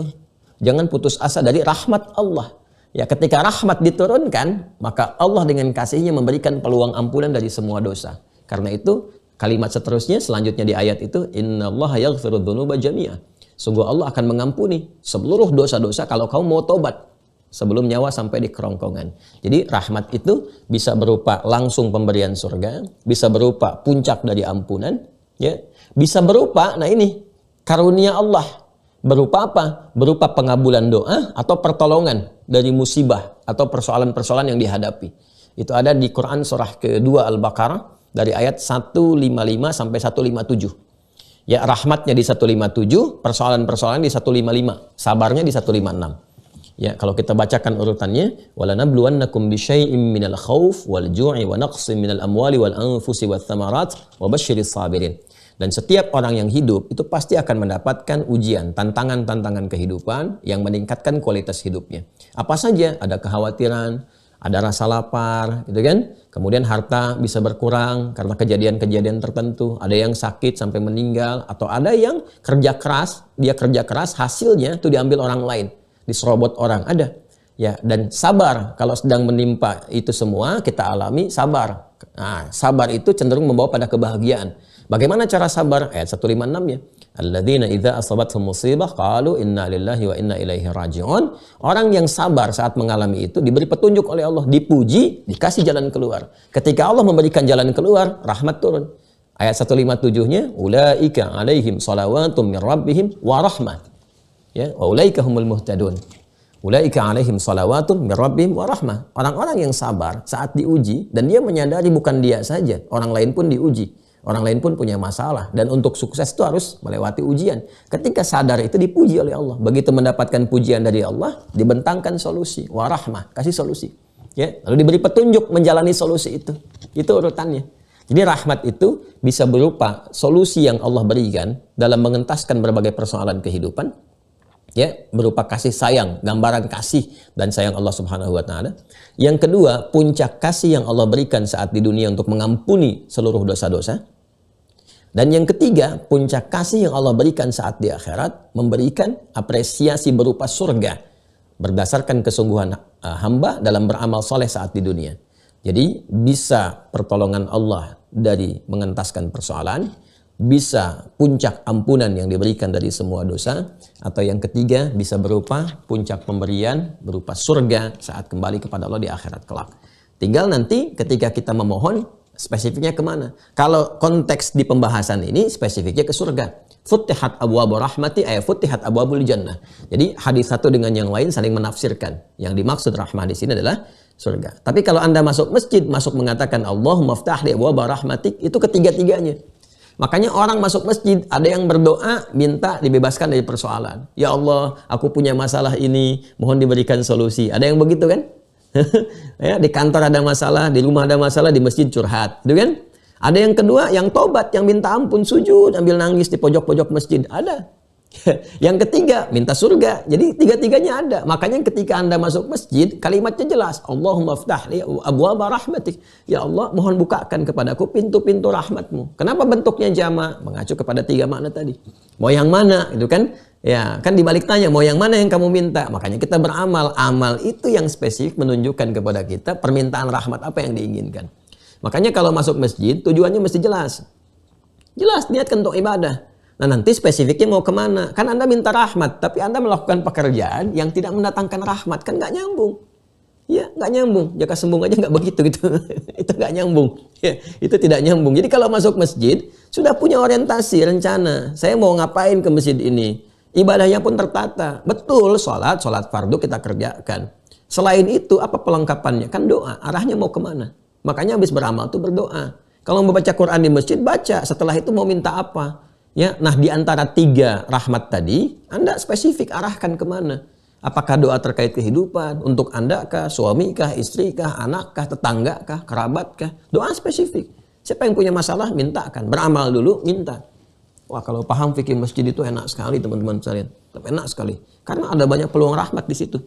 Makanya banyak orang kalau sedang ada persoalan, sejak zaman dulu larinya ke masjid. Ke masjid, curhatnya, mintanya, dan sebagainya. Itu rumus ya. Mungkin lain waktu lah kalau kita mau dispesifikasikan. Baik, balik ke sini ya. Futtihat abwabu rahmati, yang di atas futtihat abwabul jannati. Wa ghuliqat abwabun nari, ya ini sama wa ghuliqat abwabu jahannam. Yang bawah spesifik jahannam. Ya, dibukakan pintu-pintu. Jadi kalau yang di atas itu digambarkan keseluruhannya. Ya, kalau yang di bawah itu menggunakan sinekdok pas prototo. Tapi ditampilkan yang paling dahsyatnya. Ya, lawan pas prototo itu kan sinektok totem pro parte. Kalau di ilmu balaghah, dzikrul ba'di yuradu bihil kullu. Disebutkan sebagian yang dimaksud keseluruhan. Ya kan? Kalau ada keseluruhan, totem pro parte disebutkan keseluruhan yang dimaksud sebagian. Dzikrul kulli yuradu bihil ba'du. Ya, kalau kita gambarkan beginilah. Indonesia berhasil memenangkan pertandingan bulu tangkis itu melawan Cina misalnya. Ya, kan yang main bukan seluruh rakyat Indonesia lawan seluruh rakyat Tiongkok, kan tidak. Yang main mungkin cuma siapa gitu kan? Apakah Kevin Sanjaya kah misalnya, atau yang lain kah misalnya, dan sebagainya. Kan cuma satu saja, satu bagian. Ya, itu namanya totem pro parte, disebutkan keseluruhan yang dimaksud sebagian. Ya, tapi ada juga kita sebutkan sebagian yang dimaksudkan keseluruhan, ya, disebut sebagiannya misalnya, yang dimaksudkan adalah keseluruhannya. Contohnya apa? Langsung saja ke sini, ya, supaya nggak terlalu jauh. Wa ghuliqat abwabu jahannam, dan ditutup kemudian pintu-pintu jahannam. Yang ditampilkan jahannam yang paling dahsyatnya, ya, itu yang nanti akan membakar golongan tertinggi dalam pembuat dosa. Ya, khususnya orang-orang ingkar dan orang munafik. Itu ada di Quran surah keempat An-Nisa ayat 140. Paling kiri sebelah bawah di mushaf standar. Innallaha jami'al munafiqina wal kafirina fi jahannama jami'a. Allah akan menghimpun orang-orang yang ingkar dan orang-orang yang munafik itu di jahannam semuanya. Itu kan digabungkan keseluruhannya. Dan munafik di keraknya, yang paling bawahnya. Ya, fidarkil asfali minan nar, yang paling bawah dari neraka itu. Kalau kita lanjutkan ngajinya terus, kayak 141, 142 tanda-tanda malasnya, 143 terus sampai mendapatkan ancamannya itu. Paling bawah, paling keraknya. Karena ngaku Islam tapi menjelek-jelekan Islam. Ngaku Islam tapi menyakiti orang-orang Islam. Ngaku Islam tapi bikin kontroversi yang menjerumuskan bahkan mengeluarkan orang dari Islam. Nah, itu ditempatkan di kerak neraka jahanam yang paling bawah. Nah, ketika masuk Ramadan, Ini futihat abwabul jannah aw abwabur rahmah wa ghulliqat abwabun nar aw wa ghulliqat abwabu jahannam. Maksudnya ditutup pintu neraka. Kalau redaksi yang paling bawah ditutup pintu neraka, disebutkan jahannamnya untuk memberikan kesan jahannam pun ditutup, apalagi yang lain-lainnya gitu. Jelas ya? Wasuffidatis syayatin, yang bawah wasulsilatis syayatin. Ya, itu sama-sama menggunakan kesan dan dirantai atau diikat para setan itu. Sekarang bagaimana memahaminya? Ya, sekarang bagaimana memahaminya? Sebelum kita pahami hadis yang ketiga, yang ketiga dulu ya. Masih satu topik. Hanya 3 kok, 3 ya. Sabar ya teman-teman. Maksudnya saya ingin menunjukkan bagaimana kesungguhan Imam Muslim. Kalau dibacakan kan beliau dapat juga pahalanya, kita juga dapat ya, ada keberkahannya. Wa qala al-Imam Muslim wa haddatsani Muhammad bin Hatim wal Hulwani qala haddatsana Yaqub haddatsana Abi an Salih haddatsana Abi an Salih an Abi Shihab haddatsani Nafi' bin Abi Anas anna abahu haddatsahu annahu sami'a Abu Hurairah radhiyallahu ta'ala anhu yaqulu qala Rasulullah sallallahu alaihi wasallam idza dakhala Ramadan bimithli, sama dengan yang ke atas. Jadi untuk satu hadis ini saja Imam Muslim ngambil 3 jalur. Ya, 3 jalur tuh untuk memastikan, cari siapa. Kelihatannya kita cuma baca beda paragraf gitu. Tapi pencariannya bisa jadi beda kota. Jangan dikira ini mencari itu mudah. Sekarang enak, tinggal buka YouTube. Waduh, ustadz ini, masalah yang sama. Ya, atau cari kontaknya. Itu kan Anda bisa tanyakan. Dulu, Masya Allah, mencari kemana tuh? Ya, di kota ini dengar ada si fulan berangkat. Kadang-kadang dari Madinah berangkat ke Syam atau sebaliknya. Itu kan nggak mudah. Ya, sekarang dari Syam ke Madinah mungkin pakai bis sehari semalam. Pakai bis. Dulu mana ada bis? Ini kan bisa jalan kaki itu. Bisa jalan kaki. Ya, makanya beberapa ulama-ulama besar, saya ambil periode Imam Ahmad saja lagi. Imam Ahmad saja kadang-kadang kalau ingin mencari hadis itu kehabisan bekal. Mohon maaf, itu sampai jadi pekerja kasar dulu. Kalau kita bilang kuli panggul di pasar, Bu, Pak, itu sampai begitu ulama itu. Dan itu bersahaja gitu, sampai nyaman, gak ada orang. Kadang-kadang orang gak ngeh kalau itu imam besar. Ya, itu sampai jadi kuli panggul, saking ingin mendapatkan yang halalnya itu, sedemikian. Pokoknya pengen cari berkahnya di ilmu. Makanya saya itu sangat-sangat sering kali ya memberikan pesan kepada orang tua siswa itu, jangan pernah cari yang haram ke rumah. Jangan pernah berikan anak-anak yang haram. Apalagi untuk bekal belajarnya. Gak akan ada berkahnya. Gak nempel tuh ilmunya. Kalaupun masuk ilmu ke kepalanya, nanti ilmu itu akan merusak. Karena berkahnya nggak ada. Ya, dan orang punya ilmu kalau merusak, lebih dahsyat hasilnya. Ya, lebih daya rusaknya itu lebih tinggi. Magnitude gempa kerusakannya itu lebih dahsyat, lebih tinggi. Ya, di atas 9 skala Richter itu kalau merusak. Ya, pencuri yang nggak ada ilmunya, paling yang dicuri apa? Tetap mencuri juga. Ya, tetap mencuri juga. Ayam misalnya kan, recehan. Tapi pencuri yang dengan ilmu, ya kalau sudah korupsi, berapa banyak yang dirugikan? Berapa banyak nilainya gitu. Itu daya rusaknya itu tinggi. Ya, karena itu penyebabnya apa salah satunya? Salah satunya adalah harta yang tidak berkah. Ya, harta yang tidak berkah. Makanya ulama kita dulu tuh mencontohkan, teman-teman sekalian.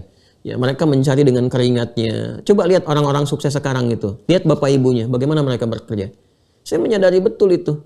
Ada yang serabutan. Ya, pernah ada orang sukses. Ibu saya cerita tentang saudara juga gitu. Bagaimana sukses, punya karir yang luar biasa, hebat dan sebagainya. Itu ceritanya bukan tentang orang suksesnya, tentang bapaknya. Ya, diceritakan bagaimana bapaknya kerja serabutan, ngambil ini, ngambil dengan keringatnya itu. Ya, dengan keringatnya itu yang menjadikan anaknya itu dapat mendapatkan karir yang luar biasa. Berkahnya dari situ. Jadi kadang jangan lihat orang suksesnya, lihat di atas dia ada siapa gitu. Ya, dan itu luar biasa, itu yang menggetarkan arsy gitu kan. Nah, karena itu ketika anak mendapatkan kesuksesan, ya, itu adab pertama yang diberikan oleh Al-Quran, sertakan orang tua di dalam kesuksesan itu. Itu ya spirit yang ada di Quran surah ke-46, Al-Ahqaf ayat ke-15. Ya, falamma balagha arba'ina sanatan, gitu kan? Maka tatkala sampai kepada masa kematangannya, menggunakan kata asyuddah, ya balagha arba'ina sanatan, dan telah sampai pada usia 40 tahun, dia banyak berdoa. Ketika asyuddah itu kan sudah matang, sudah fisiknya kuat, sudah matang, kadang-kadang ada kematangan harta, kematangan ilmu. Anda dapat misalnya di bawah 40 tahun sudah S3, wah, ilmunya tinggi, luas, jabatan bagus, atau yang sudah kaya betul, atau yang fisiknya kuat, baik. Apa hal pertama yang harus dilakukan? Ya, dia mensyukuri itu dengan berkata, bermohon pada Allah, Rabbi auzi'ni an ashkura ni'mataka allati an'amta 'alayya wa 'ala walidayya. Ya Allah, bimbing aku agar mampu mensyukuri nikmat yang Kau berikan kepadaku ini dan juga kepada kedua orang tuaku. Kenapa orang tua disertakan? Banyak ulama memberikan pandangan menafsirkan ayat ini. Jangan-jangan saham terbesar yang mengantarkan Anda pada kesuksesan itu bukan pribadi Anda. Ayah Anda, ibu Anda itu. 70%-nya mungkin orang tua. Yang dulu ibu bangun malam, nangis, minta sama Allah. Kan? Ayah yang walaupun cari-cari serabutan, cuma nyangkul, jadi kuli, kadang begini, begitu. Manusia melihatnya rendah, tapi penduduk langit mengangkat itu semua.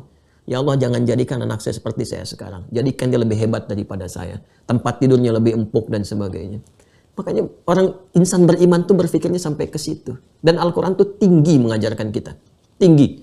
Ya, bahkan sekalipun beda agama, sekalipun orang tua Anda non-muslim, tetap dimuliakan. Itulah indahnya Islam. Ngaji yang betul. Ya, kalau orang ngaji Qurannya itu benar, nggak ada kecuali keindahan, kedamaian, kelembutan, enak gitu. Berpulangnya tuh nyaman, makanya pulangnya tuh husnul khatimah. Ya ayat Tuhan nafsul mutmainnah itu. Coba baca Quran surah 31 Luqman tuh, ayat 15. Wa in jahadaka 'ala an tusyrika bi ma laysa laka bihi 'ilmun fala tuti'huma wa shahibhuma fid dunya ma'rufa.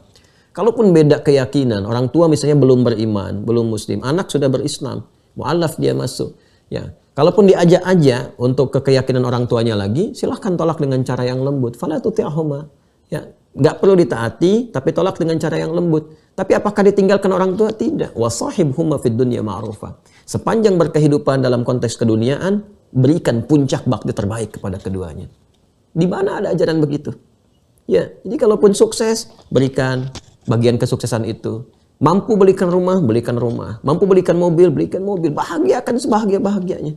Sakit, pijitin. Itu kan, doain terus dalam kebaikan. Ya, dan itu indah, nggak ada didapatkan dimanapun, kecuali di Quran. Silakan cari dimanapun seperti yang disampaikan dalam Al-Quran. Ya, karena yang menyampaikan Al-Quran itu siapa? Rasulullah. Dari siapa? Dari yang berfirman, Allah Subhanahu Wa Taala. Itu indahnya gitu. Ya, itu indahnya teman-teman sekalian.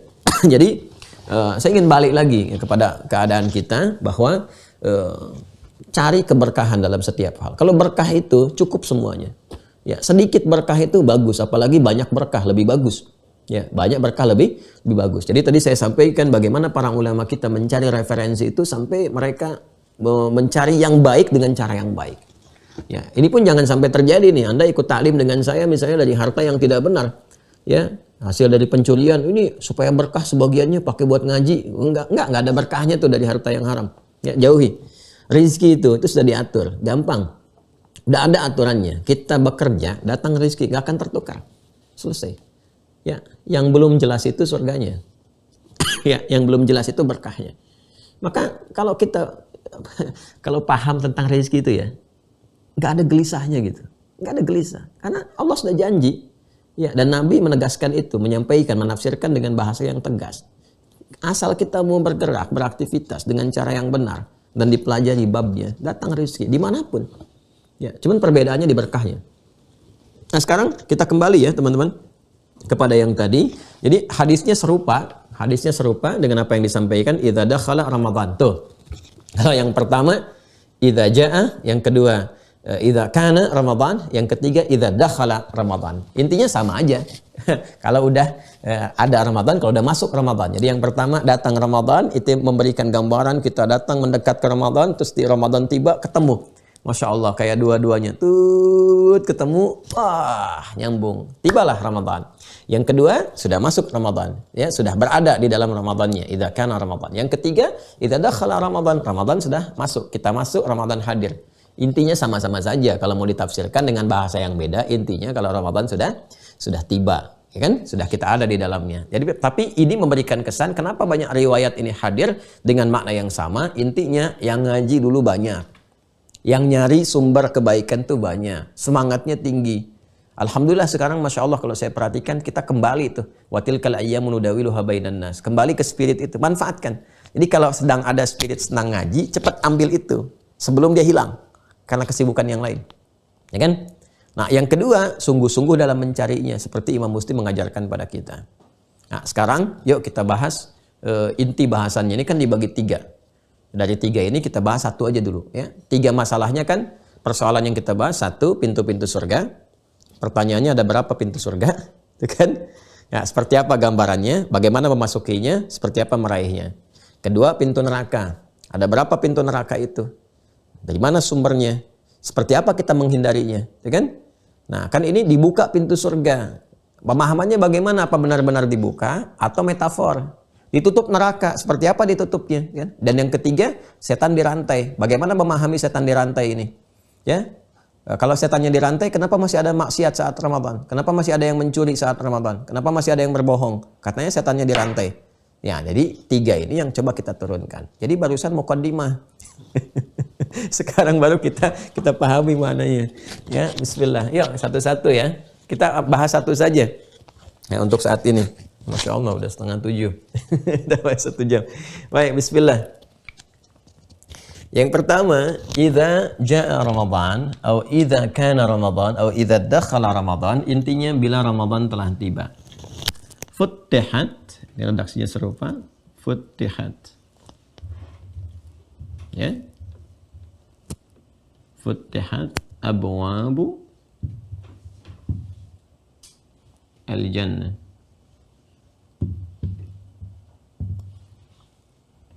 Atau abwabu rahmah.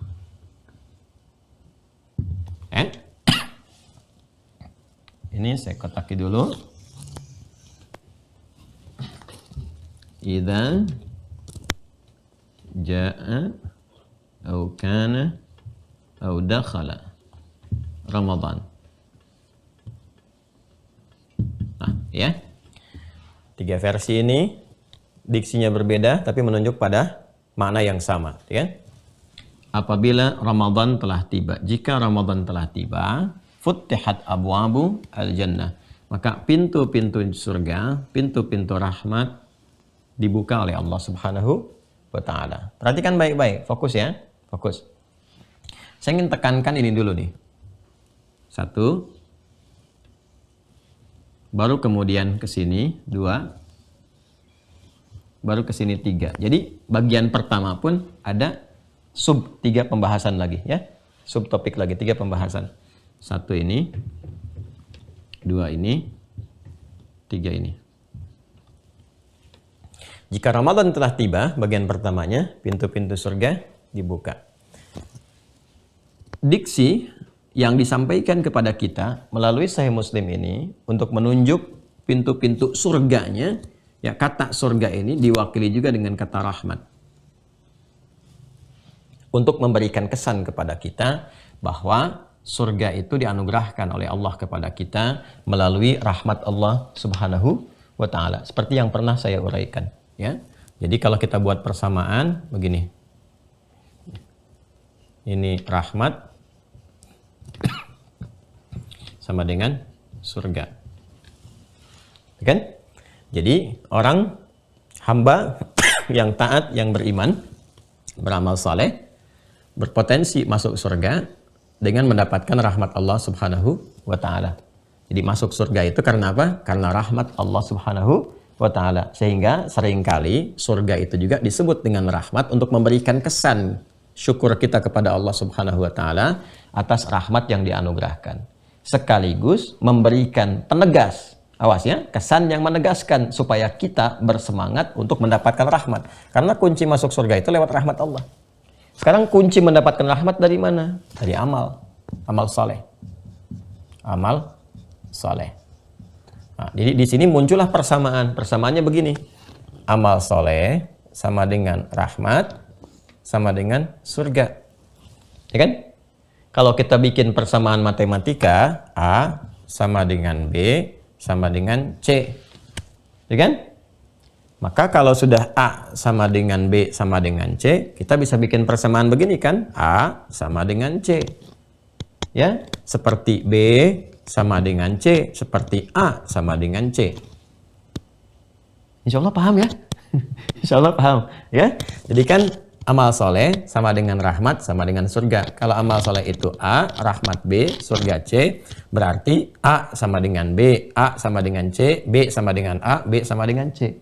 Ya kan? Kalau kita kembalikan ke atas, rahmat sama dengan surga, B sama dengan C. Untuk mendapatkan surga harus dapat rahmat Allah. Jelas ya? A sama dengan C. Karena untuk mendapatkan rahmat harus dengan amal soleh. Maka bisa juga kita katakan untuk mendapatkan surga harus melalui amal soleh. Karena nggak mungkin ke surga tanpa amal soleh. Ya, nggak mungkin ke surga tanpa amal soleh. Karena syarat mendapatkan rahmat lewat amal soleh. Makanya bisa dikatakan untuk mendapatkan surga harus lewat amal soleh. Dengan amal soleh dapat rahmat, dengan rahmat masuk surga. Karena itu kalau disebutkan surga dengan nama rahmat, selain menunjukkan bentuk syukur kepada Allah karena diberikan rahmat, juga menegaskan kepada kita buru rahmat ini dengan cara memperbanyak amal soleh. Ini maksudnya. Karena itu di Al-Quran itu lebih banyak ditampilkan sandingan surga dengan amal solehnya, karena ini inti untuk mendapatkan rahmat. Jelas ya? Ya, ini inti untuk mendapatkan rahmat. Kadang-kadang Allah kasih pembuka dulu rahmatnya lewat iman. Tinggal nanti dengan iman itu memupuk amal soleh. Itu yang dimaksud Quran surah ke-2 Al-Baqarah ayat 25. Ini kalimat surga pertama dalam Al-Quran. Wa basyiril ladzina amanu.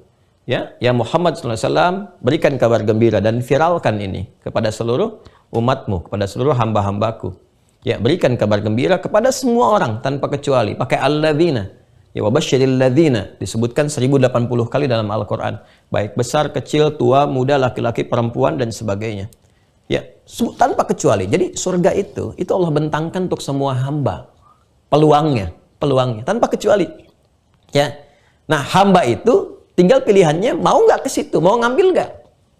Kalau mau ngambil, maka buka dengan kuncinya, masuk ke situ. Bagaimana caranya? Amanu, satu dengan iman dulu. Ya. Iman ini kunci untuk amal soleh. Jadi amal bisa soleh kalau ada iman. Nah ini makanya kalau kita bikin persamaan lagi, di sini ada persamaan lagi, iman sama dengan amal soleh, ya kan? Akidah sama dengan amal, gitu kan? Sama dengan syariat.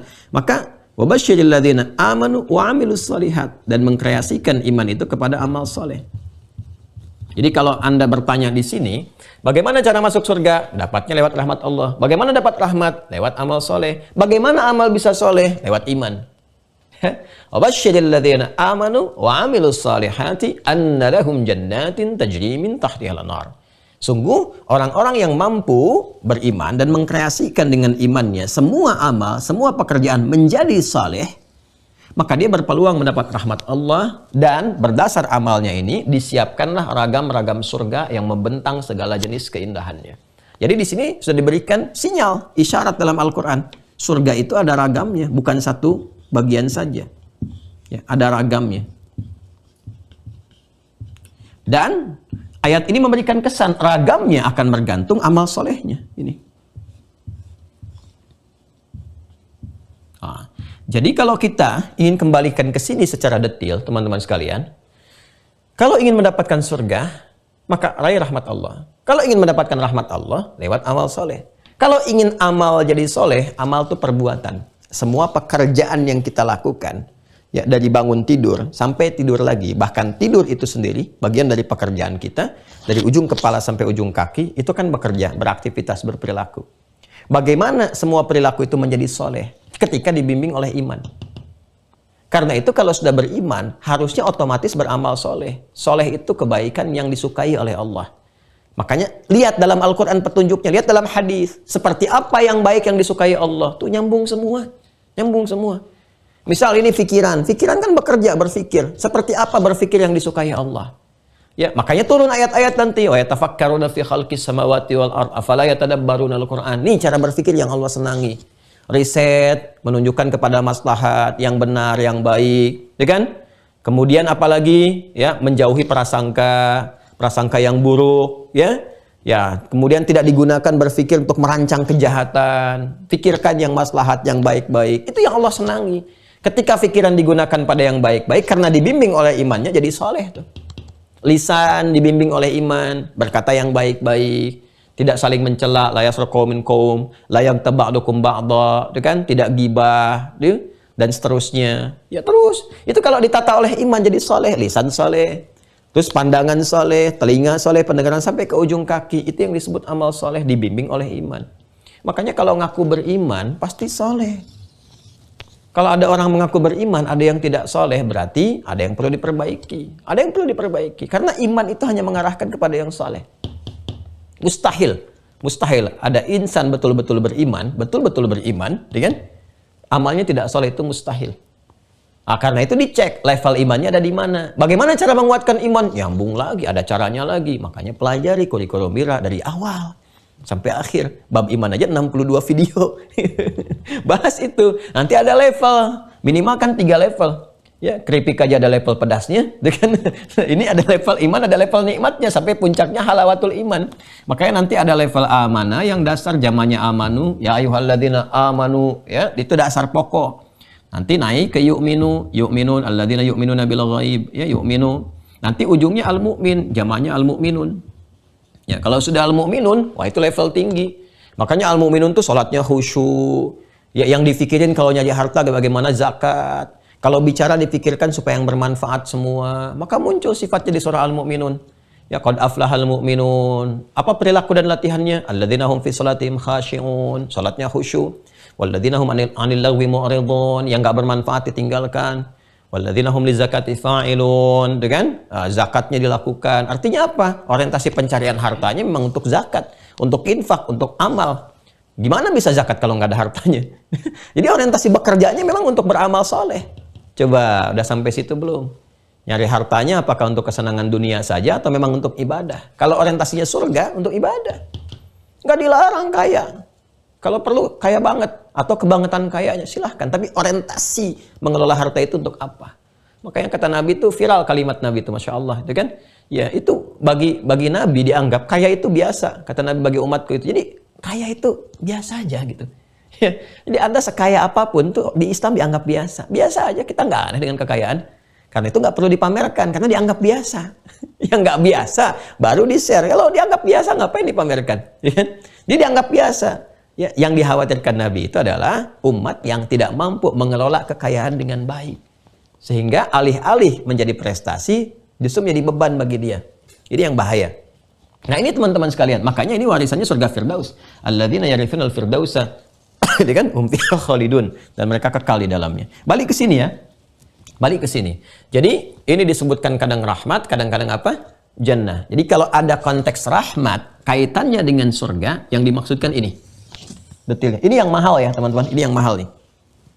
Ya, kalau Anda hanya membahas turunan rahmat, seperti yang tadi saya sampaikan di fikih masjid, kadang-kadang solusi dari persoalan, kadang-kadang ampunan dari dosa, tapi yang dimaksud di sini terkait dengan surga saja.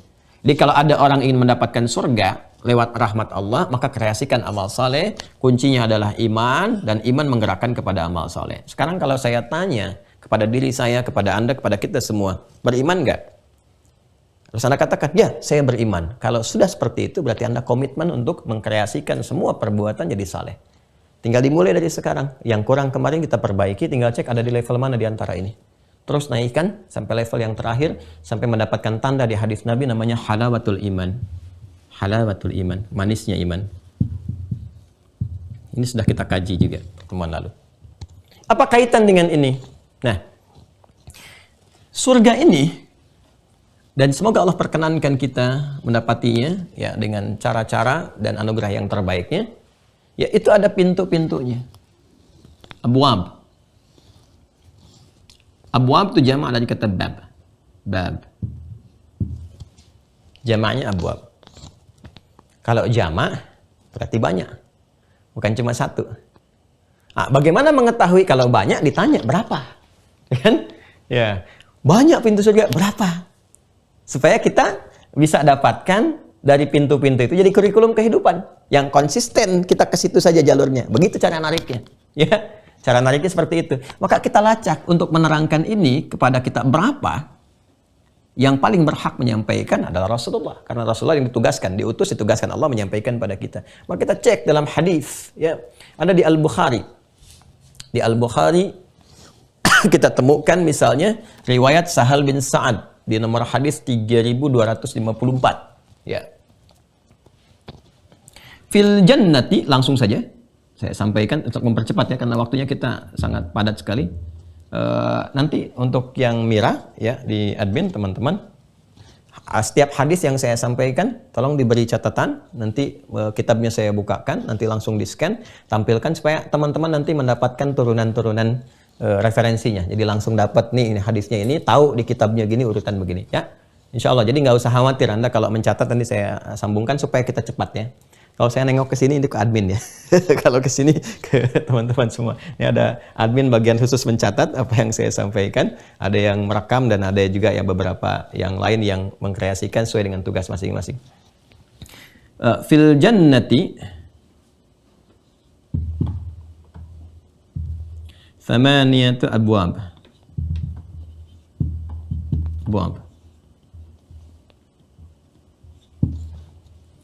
Minha au fiha, ada redaksinya fiha, babun yusamma ar-rayyan. Ini contoh satu ya.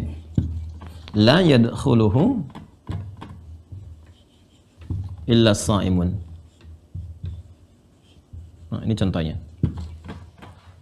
Kalau sampai ke ujungnya fa idza dakhaluhu, kemudian ughliqa. Fil jannati thamaniyatu abwab. Di surga itu ada 8 pintu. Nah, ini. Jadi di sini Futihat abwabul jannah, dibuka pintu-pintu surga, pintu-pintu rahmat. Bentuknya jamak abwab. Jamak dari kata bab. Ada berapa pintunya? Dijawab oleh Nabi dalam hadis. Ada 8. 8 pintu surga.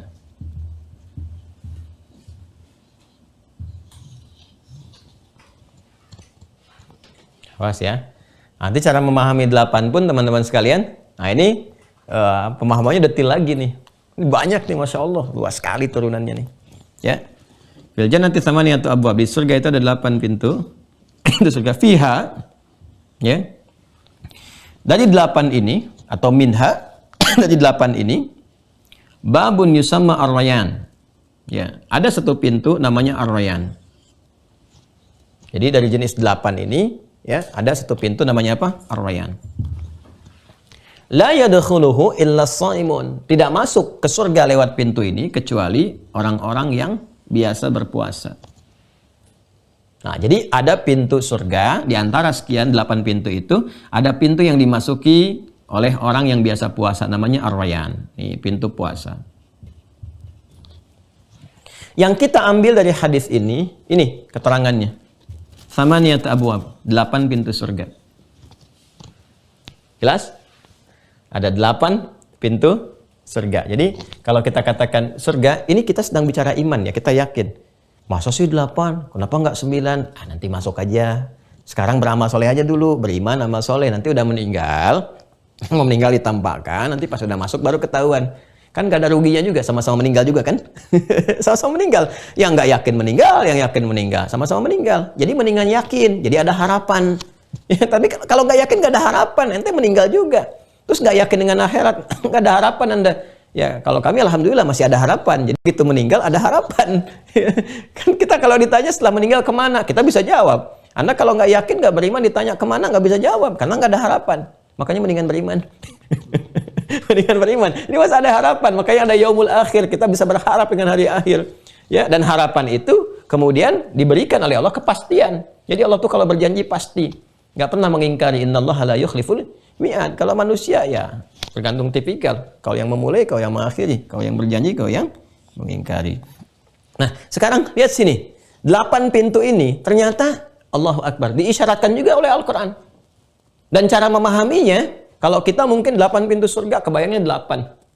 1, 2, 3, 4, 8 begitu kan. Nah, ternyata tidak demikian. Lihat isyaratnya di surah Ar-Rahman. Makanya di antara surah paling favorit, semua surah itu favorit. Bagi penghafal Al-Quran semua favorit.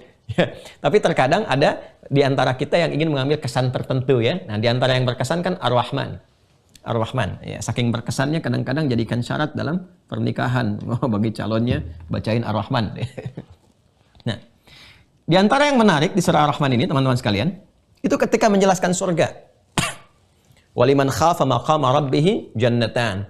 Ya, bagi orang-orang yang senantiasa mengagungkan Allah, takut ketika kembali kepada Allah, takut nggak punya bekal, ya, takut dengan keagungan kedahsyatan Allah, ya, kalau pulang itu takut nggak bawa apa-apa sehingga dipandang tidak baik oleh Allah, maka dia berbekal dengan baik, ya, makanya kan Anda, ya, laisa kamitslihi syai', nggak ada yang serupa dengan Allah.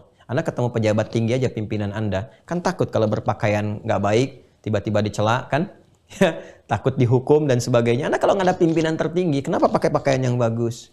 Ya, kesiapan yang bagus, kalimat ditata, karena takut, bicara salah takut. Tuh. Saya juga kadang-kadang heran ya, pejabat takut sama pimpinan, takut salah bicara, tapi nggak takut sama Allah yang menciptakan pimpinan. Aneh itu. Saya tuh suka aneh gitu. Takut sama manusia, tapi nggak takut sama menciptakan manusia. Padahal pimpinan pun bisa diwafatkan oleh Allah kapan saja, sesuai dengan ajalnya. Ya, nah, jadi kalau ke manusia aja menghadap takut, ya kalau pakaian nggak bagus dan sebagainya, maka menghadap kepada Allah mesti takut. Kalau pulang, pakaian takwanya itu lusuh. Walibasu taqwa dzalika khair. Demikian kan di surat Al-A'raf itu. Kalau pakaian takwanya lusuh, nggak tampil indah, nggak berhias yang baik, takut karena salah bicara, banyak salahnya saat pulang. Makanya tata dari sekarang. Nah, waliman khafa maqama rabbih, bagi orang yang memang takut ketika pulang nggak bawa bekal, ketika pulang tampilan lusuh, disiapkan dia dengan baik, takut akan keagungan Allah, jadi dia siap-siap dengan baik untuk menghadap Allah Subhanahu wa taala. Jannatan, dia berpotensi mendapatkan pilihan di antara dua surga. Lalu dua ini dijelaskan oleh Allah. Ya, dari mulai fabi ayyi ala'i rabbikuma tukadzibannya dulu. Nah, menariknya fabi ayyi ala'i rabbikuma tukadziban yang disebutkan 31 kali di surah Ar-Rahman. Saat memasuki ayat tentang surga, ini kan ayat 46 kan, waliman khafa maqama rabbih jannatan, itu ayat 46. Silahkan dicek ya. Lalu fabi ayyi ala'i rabbikuma tukadzibannya itu dimulai di ayat 47-nya. Ya. Silahkan cek ya teman-teman sekalian, ini keindahan Al-Qur'an nih. Ya. Fabi ayyi ala'i rabbikuma tukadziban. Ya. Silakan cek, betul enggak ayat 47? Fabi ayyi ala'i rabbikuma tukadziban. Itu ayat 47. Silakan cek mushafnya ya. Teman-teman ya. Waliman khafa maqama rabbih jannatan, itu ayat 46 ketika menyebutkan surga, jannatan. Kan? Waliman khafa maqama rabbih jannatan. Bagi orang yang mempersiapkan diri karena takut ketemu Allah, nggak siap bekal, tampilan lusuh, dia siap-siap, kan? Maka disiapkan oleh Allah dua surga yang sangat indah. Kan? Nah, ketika membahas yang pertama, ya, disebutkan dulu fa bi ayyi ala'i rabbikuma tukadziban. Itu bagian pertamanya terus teman-teman sekalian berjumlah 8 fa bi ayyi ala'i rabbikuma tukadzibannya. Kalimat fabi ayyi ala'i rabbikuma tukadziban ketika menerangkan surga yang pertama itu berjumlah 8. Hitung. 47, 49, teruskan. 51, 53, 55, 57, 59, 61. Silahkan cek. 47, 49, 51, 53, 55, dah? 57, 59, 61. Ayat 61, fabi ayyi ala'i rabbikuma tukadziban. Sudah? Jelas ya? Itu 8 tuh. Ketika masuk 62, wa min dunihi ma jannatan, surga yang keduanya. Selain yang itu, ada lagi disiapkan surga yang lain lagi.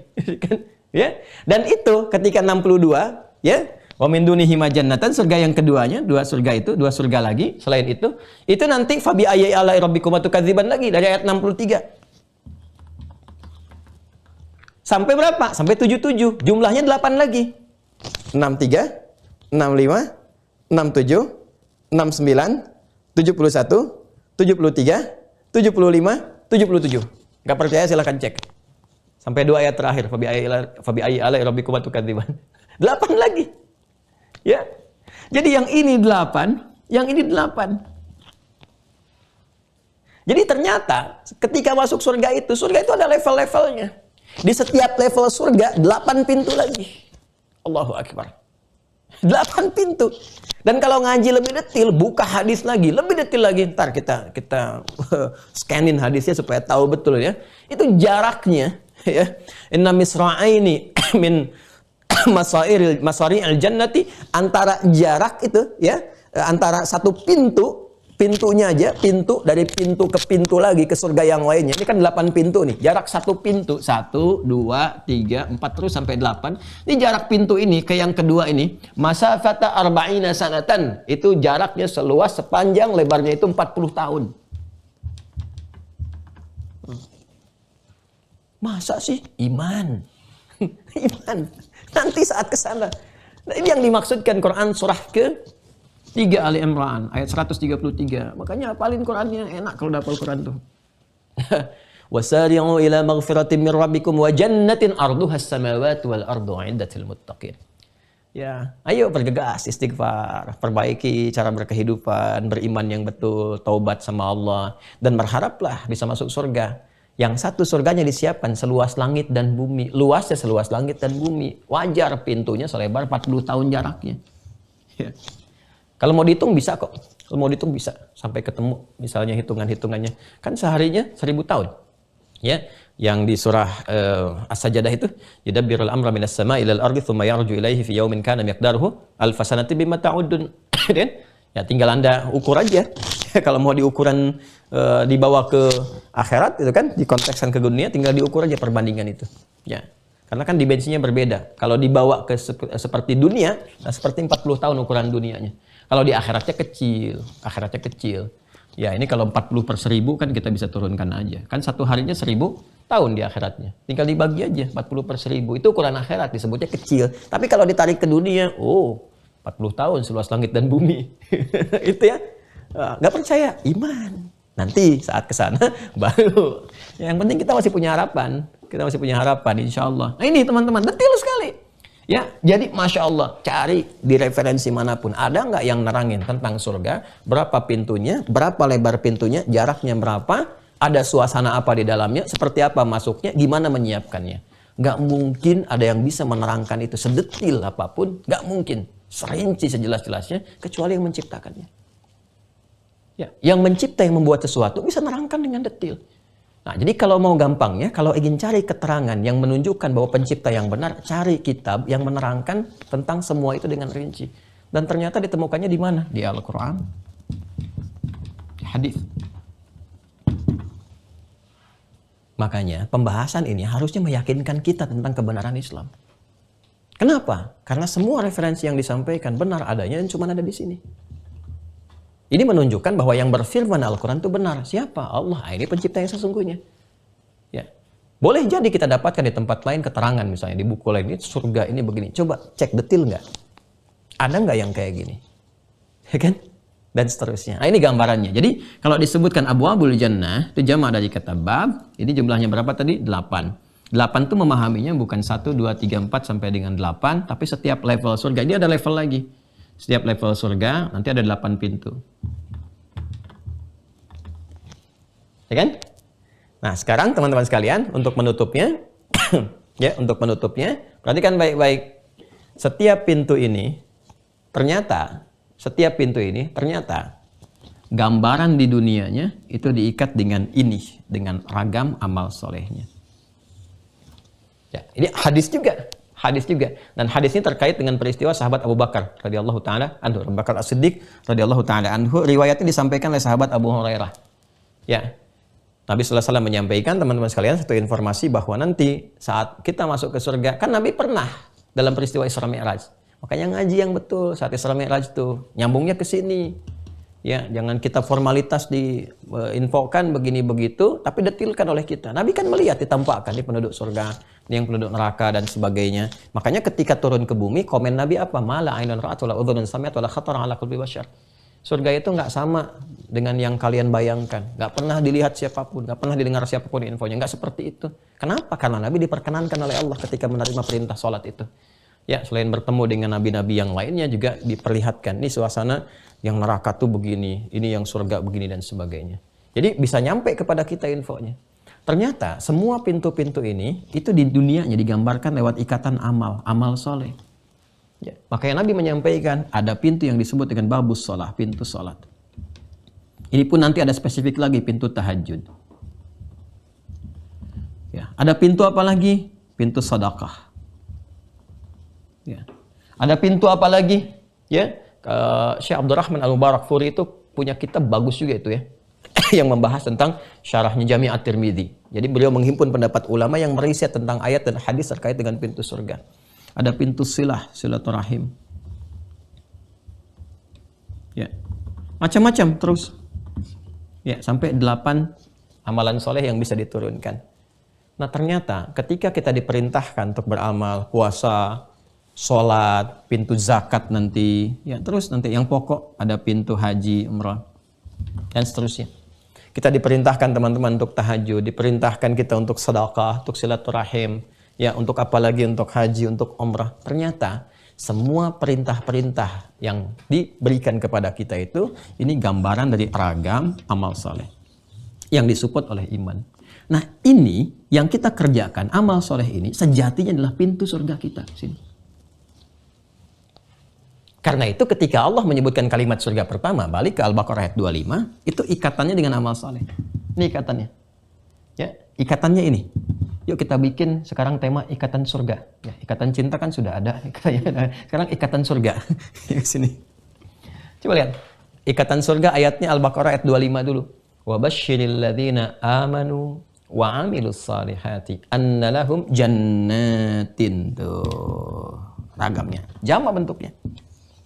Berikan kabar gembira, viralkan Muhammad pada hamba-hambaku ya, yang beriman dan beramal soleh. Ketika mereka mengkreasikan amal soleh mereka ini, disiapkan sesuai dengan amalnya jannatin, ragam surga. Sesuai dengan amal, ini kuncinya di sini. Jadi nanti ketika masuk surga insya Allah itu dipanggil. Ya dipanggil, lewat apa? Lewat amalannya. Di pintunya itu ada panggilan. Ya kalau kita masuk ke Ar-Rayyan tadi, kalau kita ngaji langsung ke lafadznya di teks hadis itu ada yang wana dan munadi, wana dan munadi. Ya penyeru berkata di penjaga pintu surga, misalnya pintu Ar-Rayyan nih yang puasa. Ainas shaimun, ainas shaimun. Kemana yang biasa puasa, kemana yang biasa puasa. Ya, nah, maka nanti masuk orang-orang yang biasa puasa lewat pintu itu. Ya, masuk lewat pintu Ar-Rayyan. Fa idza dakhaluhu ughliqa, kalau sudah masuk ditutup langsung pintunya. Cep. Sekejap, ughliqa, tutup sekejap. Jadi yang lain nggak bisa masuk lagi. Ya, nanti pintu sholat yang khusyuk-khusyuk, itu kan? Ada pintu tahajud yang biasa bangun malam, terus sampai ke bawah. Tiba-tiba Abu Bakar As-Siddiq mengacungkan tangannya, ya Rasulullah, ada nggak yang dipanggil oleh semua pintu itu? Masya Allah. Ada nggak yang berpotensi dipanggil oleh semua pintu itu? Acungkan tangannya, bertanya. Ini kecerdasan sahabat Abu Bakar. Jadi ada nggak yang ketika masuk ke surga itu semua pintu berebut memanggil? Masya Allah, ya fulan, ya fulan, ya fulan, ya fulan, dipanggil itu. Ada nggak? Nah, apa jawaban Nabi Sallallahu Alaihi Wasallam? Kita lihat besok hari. Kita lihat besok bagaimana Nabi Sallallahu Alaihi Wasallam menjawab pertanyaan Abu Bakar itu ketika beliau bertanya, ya Rasulullah, ada nggak yang dipanggil oleh pintu-pintu itu? Apa jawaban Nabi? Dan bagaimana kemudian kita membahas kata futihat, saat pintu-pintu itu peluangnya dibuka saat Ramadan. Bagaimana memahaminya ketika semua peluang itu dibuka saat Ramadan. Pemahamannya seperti apa? Apakah pintunya betul dibuka keseluruhan atau ini metafor bahwa spirit Ramadan mengantarkan kita pada peluang banyak beramal sehingga berpeluang memasuki semua pintu-pintu itu, dan apa kaitannya dengan pertanyaan sahabat Abu Bakar? Sabar, besok ya pintu surga ada 8 tapi sekarang sudah jam 7. Sudah lewat ya, sudah ada hal-hal yang harus kita kerjakan untuk mengkreasikan yang lain. Sementara kita cukupkan dulu ya teman-teman sekalian.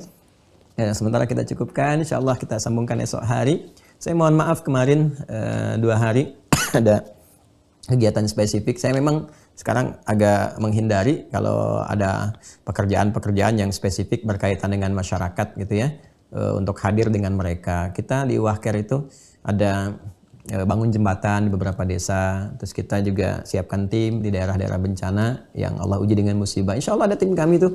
Ya di Banten ada, kemudian di Semeru, di Padang kemarin kita bergerak juga, kita koordinasi. Ada yang kita juga ke teman-teman Damkar yang kemarin Milan, kan kurang perhatian juga dari Damkar ya.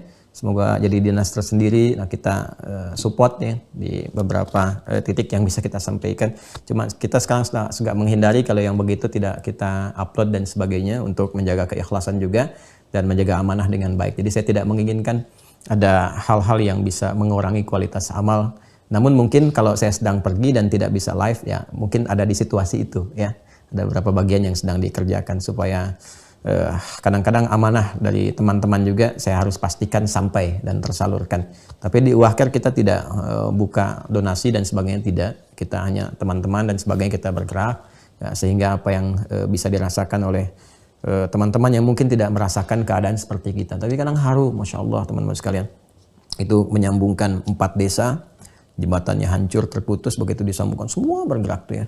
Jadi kita bisa melihat ibu-ibu, bapak-bapak, anak-anak bawa batu dari sungai, ada yang dipecahin barang-barang gitu kan. Itu kenikmatan tersendiri gitu. Jadi kadang-kadang mesti banyak bersyukur dengan apa yang Allah berikan kepada kita dan mereka pun menikmati gitu. Jadi ya wajar lah Orang yang paham kehidupan itu tidak menuntut banyak, yang penting amal solehnya bisa ada, ya nunggu pulang aja, begitu pulang ya kembali kepada Allah dalam kebaikan.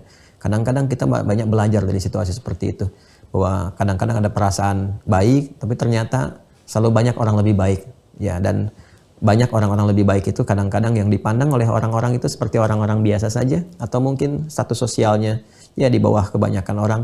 Jadi wajar kalau Nabi mengatakan bahwa orang-orang fakir, orang-orang yang dianggap miskin itu yang real ya, yang sesungguhnya menurut manusia, tapi amal solehnya banyak, bisa masuk ke surga sehari lebih cepat dibandingkan orang-orang yang melihat dirinya mewah, kaya, dan sebagainya. Itu yang menjadikan saya kadang-kadang suka ngasih nasihat untuk diri pribadi dan kita semua. Kalau merasa ada pertambahan nilai dari harta, sampai orang menyebut dengan crazy rich atau apapun, atau ilmu, atau kedudukan, ya setidaknya tolong renungkan bahwa mungkin ada orang-orang yang Anda lihat di bawah status kita, ternyata mereka lebih hebat ya dibanding kita dalam pandangan penduduk langit atau bahkan dalam pandangan Allah Subhanahu wa taala. Semoga mencerahkan untuk hari ini, semoga dapat pelajaran, dan mohon maaf untuk kuota Mira nampaknya sudah habis, sudah selesai. Jadi saya tidak tambah dulu supaya memfokuskan yang ada. Nanti saja ya teman-teman, bersabar ya. Setelah Ramadan baru, supaya nanti saat Ramadan saya bisa fokus kepada yang sudah ada dulu, kemudian nanti yang lain ngikuti dulu di umum, setelah itu nanti kita buka kembali. Itu yang pertama. Yang kedua, terima kasih teman-teman sekalian masih berlanjut untuk wakaf pesantren. Ya, ini bukan donasi ya, saya nggak membiasakan sekarang minta-minta donasi dan sebagainya, tapi memberi peluang aja untuk beramal.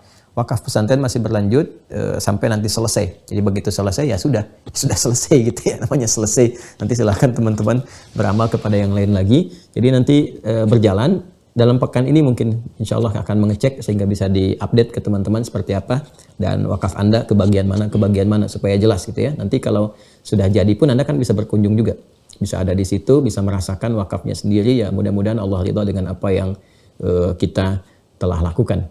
Nah, kemudian yang ketiga, nanti di Ramadan kita buka peluang juga, terutama untuk hafalan Quran dari sekarang ya, tolong dimulai, yang terutama yang STWH, karena akan dibuka karantina, jadi kita akan mencoba untuk hafalan akbar. Saya pengen semuanya bisa fokus berapapun yang didapatkan.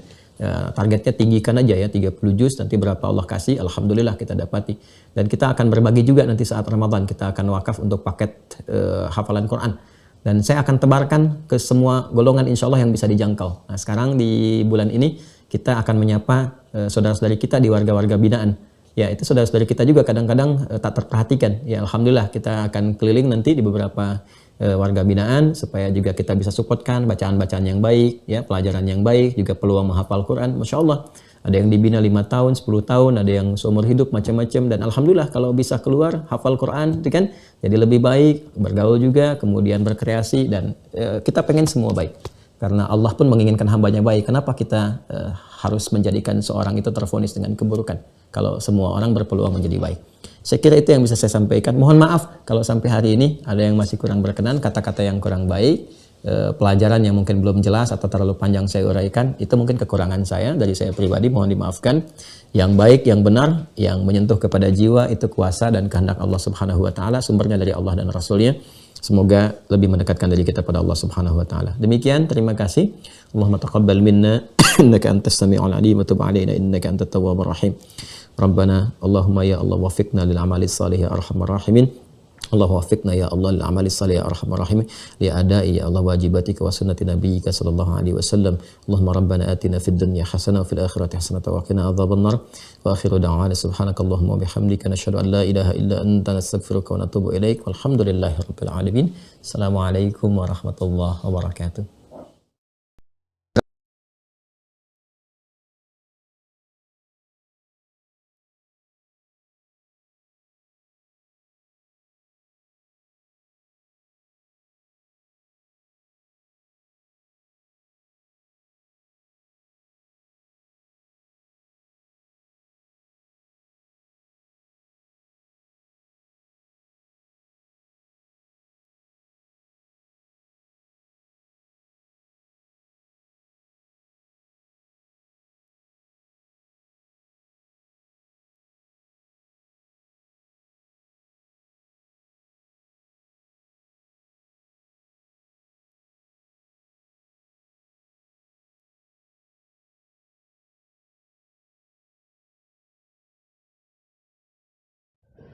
Alhamdulillahirabbil alamin. Jazakumullah khairan katsiran pada guru kita semua, Ustadz Dr. Adi Hidayat LCMA. Mari kita bermohon kepada Allah Subhanahu wa taala di setiap sujud kita, di setiap doa kita, semoga Allah senantiasa mengampuni dosa dan kesalahan beliau beserta keluarga, memberikan kesehatan dan juga umur yang panjang dalam ketaatan, juga memudahkan segala urusannya, baik urusan dunia maupun urusan akhiratnya. Amin. Dan tidak lupa kita bermohon kepada Allah Subhanahu wa taala, semoga Allah senantiasa mengampuni dosa dan kesalahan kita semua, dan Allah menjadikan ilmu yang disampaikan pada pertemuan sebelumnya sampai dengan hari ini ilmu yang bermanfaat untuk kita semua, sehingga Allah mudahkan kita untuk bisa memahami juga mengamalkannya dalam kehidupan kita sehari-hari. Amin. Tidak bosan untuk mengingatkan bagi teman-teman yang sudah terdaftar dan sudah memiliki perangkat belajar Mira Institute, silahkan aktifkan akunnya dengan cara login di website resmi Mira Institute. Masuk ke mira.quantumakhir.com, tekan tombol loginnya, lalu gunakan username-nya berupa email dan juga passwordnya berupa nomor telepon yang sudah teman-teman daftarkan sebelumnya. Bagi teman-teman yang belum mendapatkan username dan juga email atau password, teman-teman bisa menghubungi admin Mira Institute pada nomor yang sudah tertera pada layar teman-teman sekalian. Atau sebagai ikhtiar awalnya, teman-teman bisa melihat pada email teman-teman sekalian di folder inbox ataupun folder spam juga folder junk. Karena ada kemungkinan username dan juga password yang kami kirimkan masuk ke folder-folder tersebut. Penting bagi teman-teman untuk bisa mengaktifkan akunnya agar teman-teman bisa menikmati setiap fitur-fitur yang sudah disajikan di website resmi Mira Institute. Seperti mendownload kitab-kitab rujukan ataupun materi yang sudah di-scan oleh tim admin. Teman-teman juga bisa mereview kembali video pembelajaran dari awal pertemuan sampai dengan hari ini. Dan teman-teman bisa mengevaluasi pemahaman teman-teman dengan menjawab beragam macam pertanyaan yang sudah disajikan di website resmi Mira Institute. Bagi teman-teman yang baru tergabung, kami himbau untuk bisa mengikuti sesi pembelajaran dari awal pertemuan secara bertahap agar pemahamannya bisa maksimal dan pertemuan satu dengan pertemuan lainnya bisa tersambung dan juga terkorelasi pemahamannya. Jangan lupa untuk mengikuti ujian di setiap babnya agar teman-teman bisa lanjut ke bab berikutnya dan mendapatkan kesempatan untuk bisa join di sesi Zoom bersama guru kita Ustadz Dr. Adi Hidayat LCMA. Jangan lupa untuk join di grup resminya Mira Institute yang ada di Facebook dan juga di Telegram seperti yang sudah tertera pada layar teman-teman sekalian. Penting ya untuk teman-teman bisa tergabung khususnya di Facebook agar teman-teman bisa mendapatkan link Zoom untuk sesi kajian di setiap harinya. Ya. Jadi jika teman-teman belum mendapatkan email ataupun WhatsApp, teman-teman bisa melihat di Facebook untuk link sesi kajiannya. Baik, dan bagi teman-teman yang ingin berwakaf untuk pesantren Mira Institute, kesempatannya masih dibuka. Silahkan salurkan melalui rekening Bank Syariah Indonesia atas nama Yayasan Mahat Islam Rafiah Akhyar dengan kode bank 451 dan nomor rekening 11144444142. Seperti yang sudah tertera pada layar teman-teman sekalian. Boleh di foto ataupun di screenshot layarnya. Terima kasih teman-teman atas kesempatannya pada pertemuan subuh kali ini. Saya Fadil mewakili tim Mira yang bertugas. Jika ada hal yang kurang berkenan kami mohon maaf. Assalamualaikum warahmatullahi wabarakatuh.